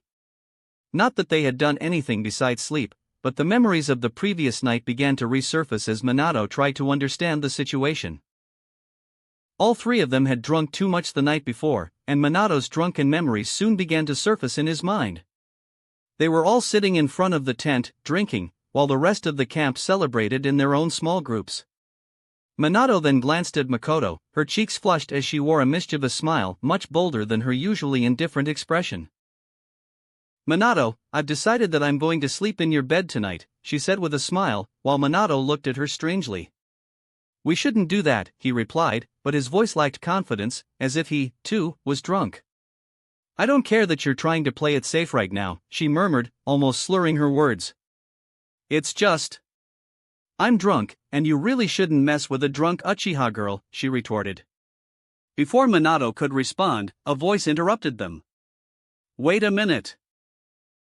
Hanabi exclaimed, grabbing their attention. "If you're going to sleep in his bed, I'm going too. After all, we're a team." "No. I'm his fiancée. We're getting married," Makoto complained, irritated. Hanabi shrugged, ignoring her. "It doesn't matter. I'm going to his bed too." She simply stood up and walked toward Minato's tent. She had drunk too much and no longer had control over her actions. "I can't let you lie in my fiancé's bed alone." Makoto protested as well, getting up. She stumbled along the way but kept following Hanabi toward Minato's tent. Minato remained standing, scratching his head, unsure of what to do in that situation. With no choice, he left the drinks behind and followed them to his tent. When he entered, he found both girls already lying on his bed, eyes closed, each in a corner of the mattress. He stared at them with a confused look, pondering what to do. He thought about pulling out a spare bed from one of his scrolls and searched the tent for it, but before he could move, he felt Makoto's arm grab him. He was surprised, as he hadn't noticed her doing that. Maybe the alcohol had dulled his haki, making it less effective since he wasn't in danger. "Where do you think you're going?" "Come to bed too," she murmured before pulling him onto the mattress. Minato only saw his body falling in the middle of the bed, between Makoto and Hanabi. Makoto immediately hugged him, pressing him against her. "Makoto, what are you doing?" Minato heard Hanabi's voice from the other side. Hanabi saw Makoto holding Minato. With a jealous look, she did the same. "Share Minato with me," she demanded. "Don't do that. He's my husband." Minato found himself caught between his two companions, who were now fighting over him, unsure of what to do. "We can't let him escape. He's so warm," Hanabi exclaimed. "How about a goodnight kiss?" Makoto suggested, her face flushed as she leaned in slowly, making a big, innocent pout. Hanabi saw that and closed her eyes. "I want a kiss too," Hanabi said. "I've always liked you, Minato. I know I can't marry you, but at least give me a kiss." Minato looked up at the ceiling, his face completely red. He was trapped between the two girls, who were clearly more intoxicated than he was. He had no choice but to stay there with them until, eventually, they both passed out, and everyone finally went to sleep. Minato woke up at that moment, feeling a strong headache. The hangover hit him hard as he looked around and saw the girls still asleep. With more control over his actions, he simply used the Hiraishin, vanishing from between their arms and reappearing in a corner of the tent. He ran a hand across his forehead, visibly exhausted. The first thing he did was take a quick bath in the river. He grabbed some clothes and disappeared again. When he returned to the tent, he found the girls already waking up, both clutching their heads in pain from the hangover. "What a shame," Hanabi murmured, hiding her face. She didn't have the courage to look directly at Minato. Makoto remained silent, her expression neutral, but her face was still red with embarrassment. "Forget about it. I'll get ready now to finish the last preparations so we can leave the camp and finally return to Konoha," Minato said to them. The two nodded silently, without saying anything else. Minato got dressed, putting on his Jonin vest, and headed to the main tent to finish his tasks. Focused on his remaining duties, he reviewed reports and signed documents that had arrived from various teams. The sentinels also came by to deliver their logs. "I see you were quite busy yesterday, Commander," said his colleague beside him, a smirk on his face. "I don't want to talk about it," Minato replied quickly, cutting off the subject. The man shrugged and didn't bring it up again. The rest of the day was calm. Once he finished his tasks, Minato returned to the tent, where the atmosphere between the girls was still awkward. Without saying much, he distanced himself and went to train alone in a corner of the camp. Hanabi and Makoto showed up shortly after, also trying to focus on training, leaving the awkwardness behind. Over the next few days, a routine was re-established. Minato continued to fulfill his duties as commander while training his team as usual. Things started to return to normal between them, behaving as Team 7 normally would. The camp's teams gradually began to be dismissed as Minato received authorization from Konoha. He first released the genin, since they were younger and eager to reunite with their families. Then, part of the chunin was also allowed to return to the village. With half of the camp already dismantled, Minato found himself sipping tea, waiting for someone to deliver reports. His desk was almost empty, and he had little to do, but he still couldn't abandon his post as camp commander. Many times, he simply wandered around the camp to pass the time and chatted with other ninjas. A few days later, he sensed the presence of someone he knew very well approaching. To his surprise, he saw Tsuna entering the camp. She immediately walked into his tent, carrying several scrolls at her waist. She had probably been officially released to return to Konoha but had come here first. "I thought we could return to Konoha together. So, can I stay with you?" she asked right after greeting him, standing alone in front of him. Her face was no longer as cheerful as before. The loss of her father had deeply shaken Suna, and Minato could see and understand that. Of course. Stay with Makoto and Hanabi. I'm sure they'll help keep your mind busy, Minato said. Suna nodded and went to the tent where Makoto and Hanabi were. That same day, after sensing her presence, Minato found Suna sitting by the river, near the place where he usually trained. Makoto had mentioned that Suna wanted to be alone. He approached her and asked, "How's your mother?" Suna sighed deeply before answering, her eyes filled with sadness. Not well, as you might imagine. She can't stand the sight of blood anymore. She handed over command of the camp and the infirmaries to someone else and now only focuses on making poisons, Suna murmured. But I'm worried. She's been drinking in secret.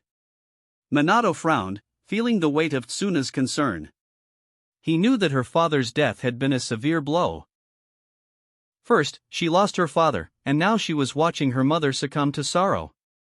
I'm sorry, Minato said, hugging Tsuna as she cried silently in his arms. It feels like I'm losing everyone at the same time, she murmured. My uncle must be depressed after losing an arm and not being able to be a shinobi anymore. I lost my father after he died on a mission. My mother is drowning in her vices. There's no one left in the Senju clan that I can call family. Suna sighed, her voice heavy with sorrow. Everyone is facing terrible consequences. She was visibly shaken. Her gaze carried a profound sense of loss. I only have you, Minato. Promise me you won't lose your confidence too, no matter what happens. Suna pleaded, not wanting to see Minato broken like the rest of her family. I don't want you to lose your light as well. Don't worry. That will never happen. After all, this is my ninja way, Minato said with a reassuring smile. Suna wiped her tears with the back of her hand and watched him. I know. You're so strong. You'll never lose your essence, she said in a calmer tone. And I don't want you to lose yours either, Minato replied. You're my future wife. I will fight to always protect you, and I'll try to make you happy as best as I can, he said. Thank you. Suna nodded slightly, still holding him in a hug. She felt grateful to have Minato by her side. After that, their routine returned to normal. Suna began spending most of her day with Hanabi and Makoto, while Minato finished the final preparations to dismantle the camp. Things felt lighter, and the remaining ninjas in the area started to relax. Some were grilling food, others drinking tea, but Minato had completely banned alcohol consumption to avoid any more problems. Then came the last day. The camp was completely empty. All the tents had been dismantled and sealed into scrolls, ready to be taken back to Konoha. Commander, the outpost has been closed, reported the outpost leader, a fellow Nara clan member, as he approached Minato with the last squad from the outpost. That's good, Minato replied with a nod, thoughtful. Camp 12 was one of the last active outposts on the border. While thousands of ninjas had already returned to their families in Konoha, only Minato's group remained, with half of the camp still intact. With this, we're done here. Now, let's go home. The war is over, Minato declared, letting out a sigh of relief. Even in the last few weeks, they had patrolled the borders to ensure there were no suspicious movements from those who had signed the treaty. But everything indicated that the Stone Village was honoring the peace agreement. The war had truly come to an end. Minato looked toward the forest, taking a deep breath before leaping forward. Let's go, he exclaimed. The remaining ninjas followed Minato, jumping from branch to branch. Makoto, Suna, and Hanabi ran alongside him. At last, they were leaving the bloody war behind, with all its pain and bitter memories. Now, the only thing that mattered was the future. The future that meant going home. Chapter 199 Arrival in Konoha. Third-person POV. Konoha, Year 41. Konoha was finally in sight as they approached. Along the way, many ninjas from different teams joined Minato's group, forming a steady stream of others from various camps also heading toward the village. As they advanced, Minato could see the stone faces of the Hokage, the highest point of the village, while they approached the main gate. The walls also began to appear between the trees, and with them, as they got even closer, the buzz of voices grew louder from within the gates. "We're finally arriving," one of the ninjas in the group commented, relieved and excited like the others as they observed the village gates drawing nearer. Minato nodded but remained silent, allowing only a small smile to show his own excitement at returning home. Konoha's gates were crowded, though not with civilians.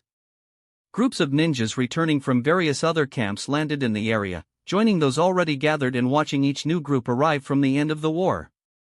The sound of thousands of civilians celebrating could still be heard from inside the gates as they anxiously awaited the return of the warriors who had fought in the war.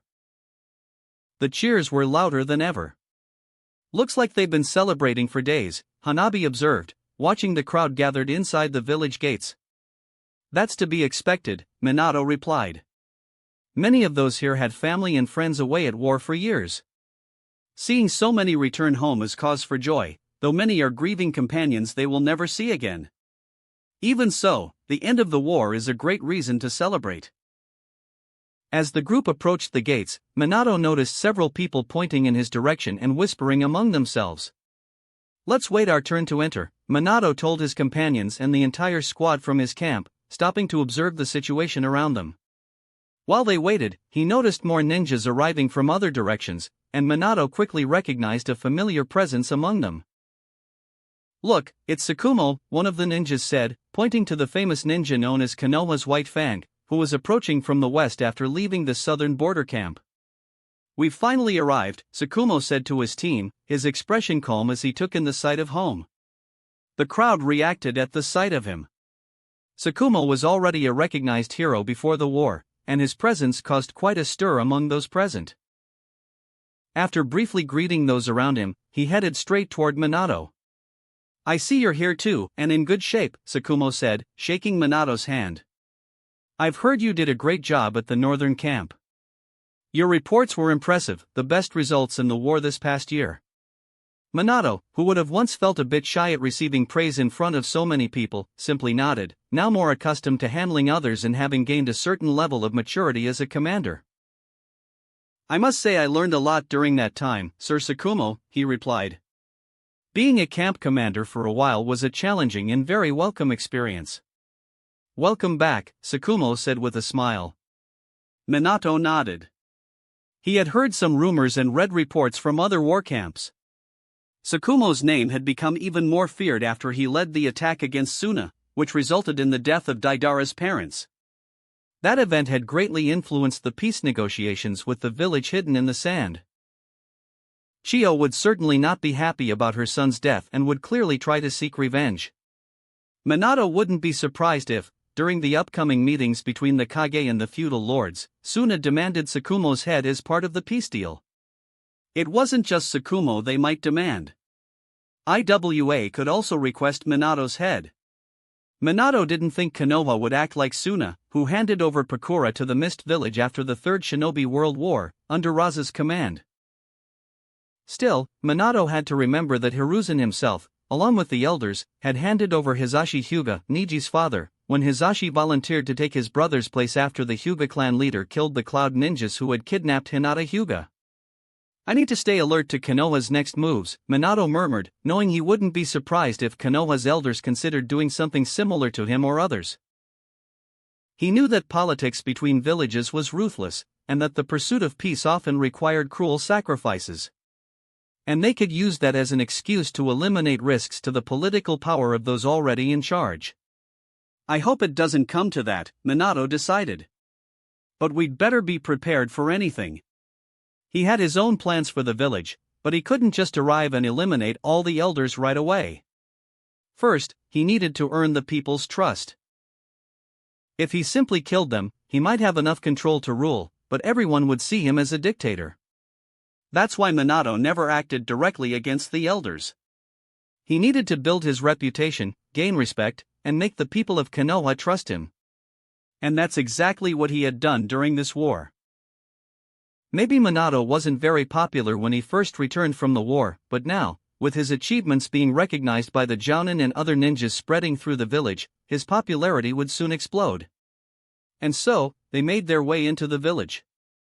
As the ninjas entered and approached the gate, a group of registrars was organizing the entry. "State your name and which camp you're coming from," said one of the men still registering everyone entering Konoha. Minato watched in silence until it was his turn, listening as others ahead of him answered the questions. He stepped up to the registrar, who looked at him in surprise. "Minato Namikaze," he said. "Is it him?" someone murmured as Minato nodded. "Minato Namikaze, commander of Camp 12, on the western border," Minato confirmed. "You're the 15-year-old who defeated Akage?" the registrar asked with a surprised smile. "Found a gap in the Raikage defense," Minato replied simply, not bothered by the commotion. Right behind him, Hanabi, Makoto, and Suna also stepped forward and answered the questions before proceeding into the village. Before fully crossing the gates, Minato turned to his squad and said, "Well, now we're back home. Just report when the Hokage orders it. For now, you're free to return to your families." The ninjas nodded silently, grateful for the instructions. They were relieved to finally be back. "Let's go," Minato said. With that, they passed through the gates, where a crowd of people cheered and clapped, celebrating the return of the ninjas who had fought for Konoha's peace. The people weren't expecting anyone specific. They were simply celebrating the warriors' return, but they always shouted the names of those they recognized when they saw them. "Look! It's Commander Tsukumo, Konoha's White Fang!" someone exclaimed, pointing at Tsukumo, who was following behind Minato and his squad. Another person in the crowd began pointing too. "Look! That's Minato Namikaze, the war hero." "Who?" a curious villager asked. "Who's Minato?" "You've got to be kidding," another responded in shock. "He turned the tide against the village of Suna by infiltrating their village to retrieve an antidote and also defeated the third Raikage. He's the boy who can fight Kages on equal ground. He might be the strongest ninja in the village." "That's impossible," someone scoffed. "He's just a kid. How could he be that strong?" Minato heard the comments but shrugged them off, unfazed. He kept moving forward, his eyes focused on the path ahead. Then his gaze shifted toward one of the rooftops. There stood a boy with white hair and a mask, Kakashi. The young boy from Konoha was looking directly at his father as Tsukumo walked right behind Minato. However, his gaze also fell on the blonde-haired man, his expression neutral. But Minato didn't pay much attention to Kakashi. After all, he felt the presence of someone far more important to him. Someone, standing on one of the more distant buildings, was watching the ninjas walking down the main street among the crowd. When they finally recognized Minato, their eyes lit up with excitement. "Minato!" Kushina began leaping across the rooftops toward him. Her red hair waved behind her as she quickly approached. "Minato! You're back, Databane!" "Suna, Makoto, and Hanabi too," she shouted, waving at them. She had been waiting for Minato's return for days. Hanabi, Makoto, and Suna also noticed her arrival. "Kushina," Minato called out, returning her wave with a smile on his face. "Hello," the girls beside him waved to her as well. Kushina, in turn, laughed happily. She was relieved to see him back in the village. Now that the war was over, Minato wouldn't have to be away anymore. They continued walking toward the village center. The main street was packed with people eager to see the returning ninjas. Minato's name was heard multiple times as people recognized him. Some already knew of his accomplishments in the war. Others were still wondering who he was, first remembering him as the top rookie from Konoha's elite program. Finally, they reached the Hokage, who stood atop his building, observing everything. This was the final stop for returning war soldiers. The third Hokage, Sarutobi Hiruzen, watched the returning ninjas calmly. He smoked his pipe, analyzing each one of them carefully. As Minato and his group approached, they stopped and bowed in a sign of respect. The Hokage nodded in response, his gaze lingering on Minato for a few seconds before he spoke. "Welcome back," the Hokage said in a serene tone before dismissing them. It was tradition. Every ninja returning from a campaign made a salute to the Hokage, marking the end of their mission as war soldiers. After greeting the Hokage, Minato stepped aside with his companions. When they reached the street, Minato glanced to the side and saw Kushina waiting for him alone. Minato! She didn't waste any time. She ran toward her fiancé, throwing herself into his arms. You're finally back. The war is over. I knew we'd see each other again soon, Databane, she exclaimed, hugging him tightly. Kushina, smiling, gave Minato a kiss on the cheek, and he smiled back, feeling her relief. Yes, he replied. We're back in the village now. Everything will be fine. He spoke as he gently let her go, watching her walk over to embrace the other girls. You finally arrived. A voice came from the side, and Minato saw Madame Guerite, standing with a few children, smiling. Beside her was Due, who seemed to have arrived in the village before them, along with his son and wife, as they approached. It seemed everyone was there to welcome Minato, and he didn't mind one bit as he stepped forward, hearing the entire village cheering as more and more ninjas returned from the war. Chapter 200: A Night of Celebrations. Third-person POV. Konoha, Year 41. Another one, please. Kushina exclaimed, raising her empty tray with both hands, eagerly waiting for another full bowl. Of course, another ramen for Miss Kushina. Tucci shouted as he prepared another dish. Tonight, ramen ichiraku was packed. All the tables were full of people laughing and eating while Tucci and his wife worked tirelessly to serve everyone. His wife juggled serving customers while caring for a baby held by a little girl. In the past few days, more and more ninjas had been arriving in Konoha after the war.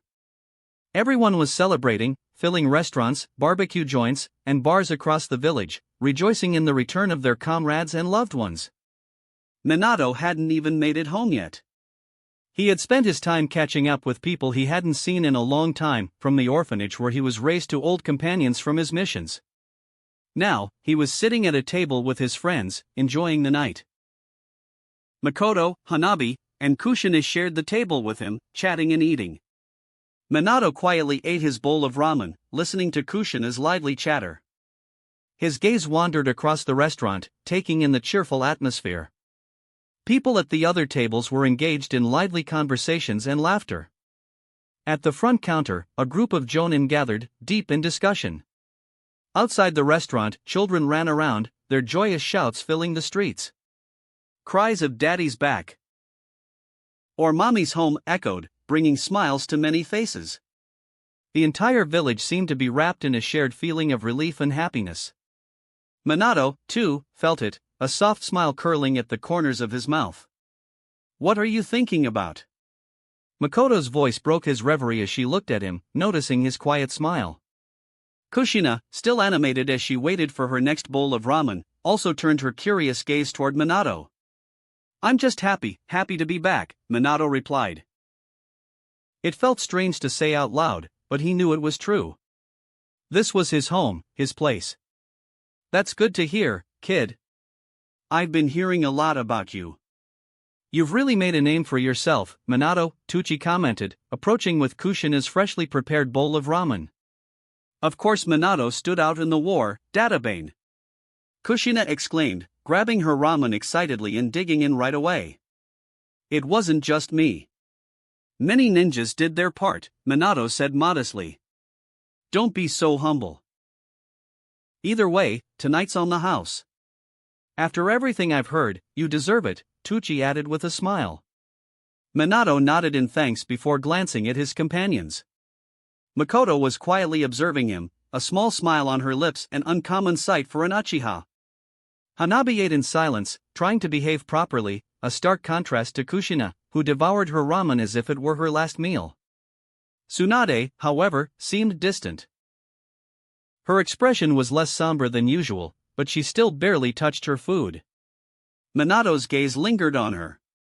He knew she was dreading going home, where her mother and uncle, both deeply scarred by the war, were waiting for her. The absence of her father weighed heavily on her heart. Just as Minato was about to say something to her, he sensed a familiar presence approaching.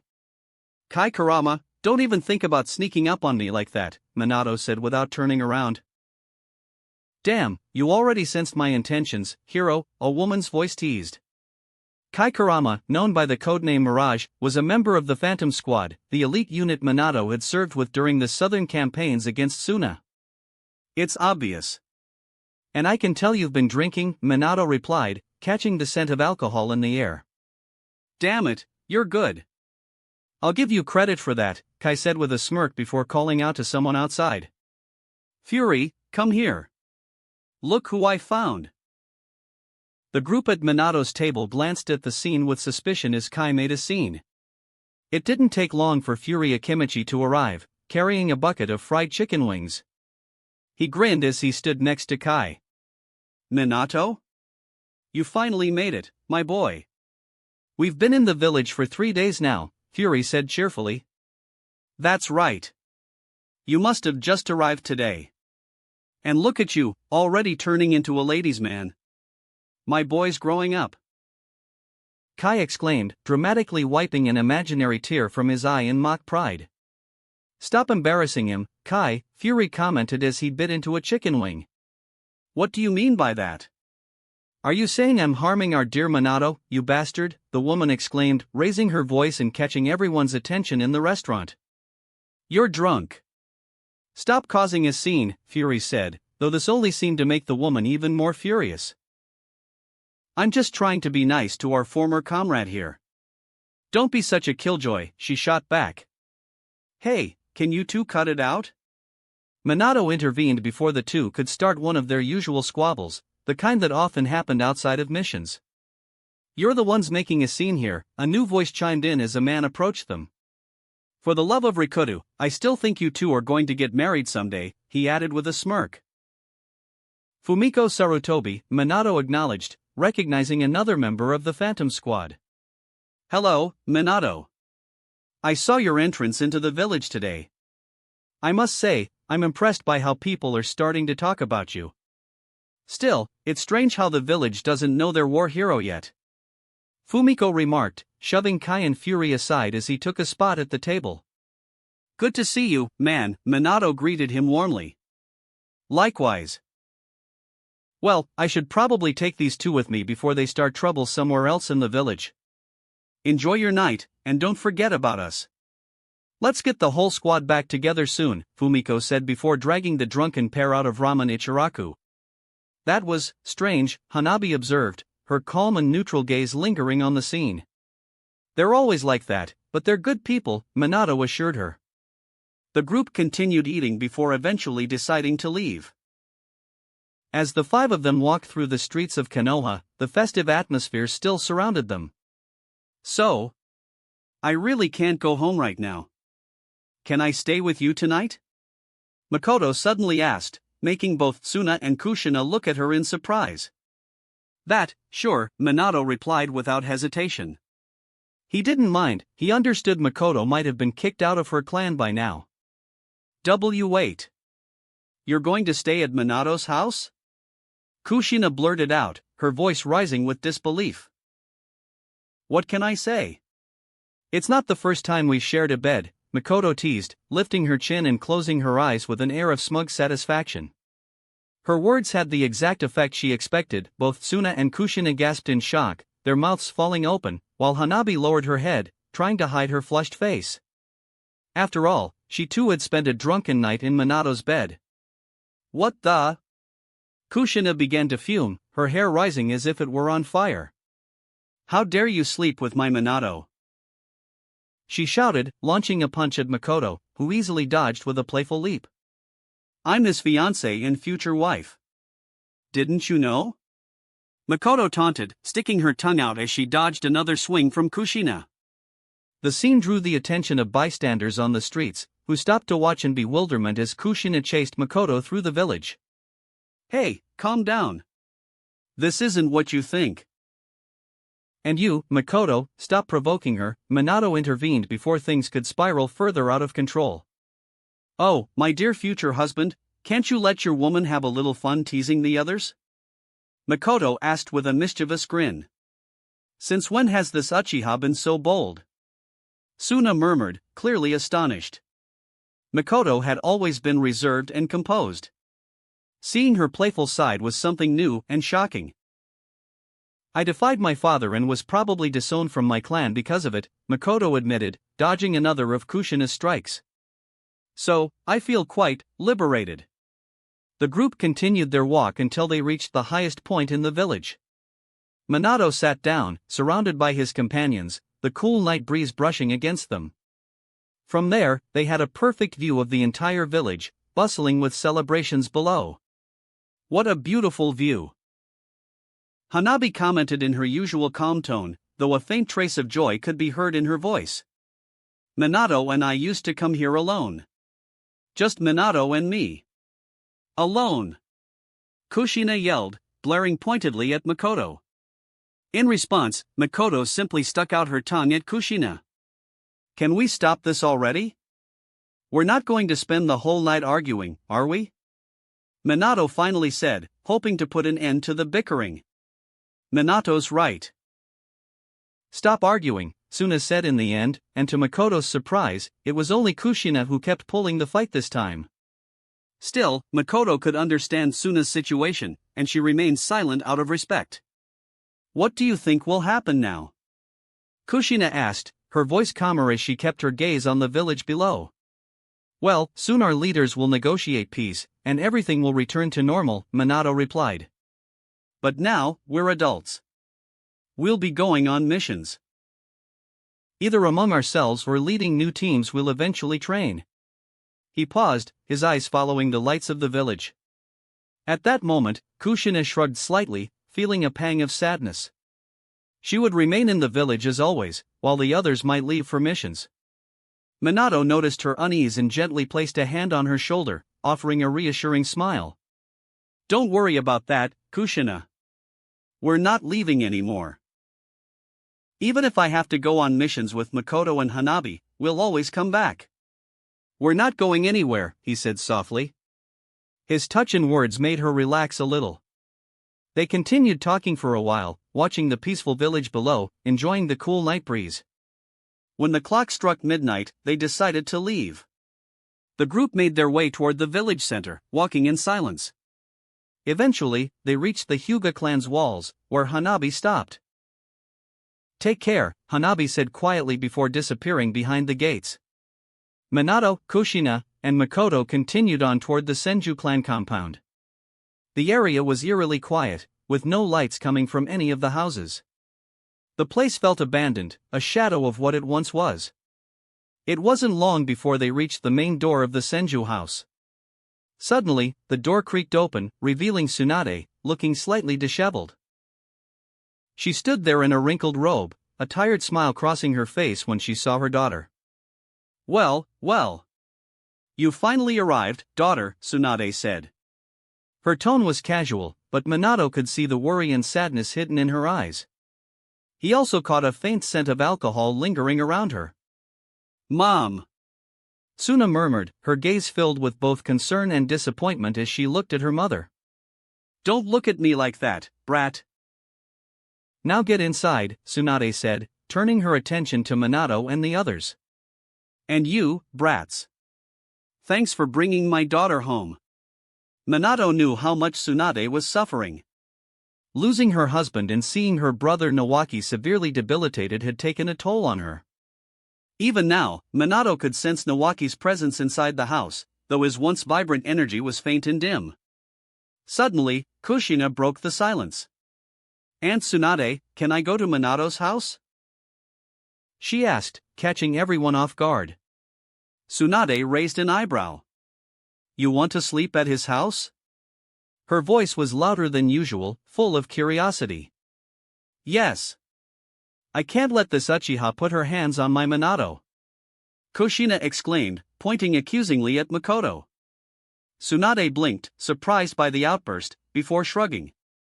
Well. You can go, she replied simply. Everyone stared at her, stunned by her unexpected answer. Just don't make a mess, Tsunade added dryly before turning to go back inside. Kushina stood there, mouth agape. Mom! How can you say something like that? Doesn't matter. I'm going to bed. Just behave yourselves, all right? Tsunade said, disappearing into the house.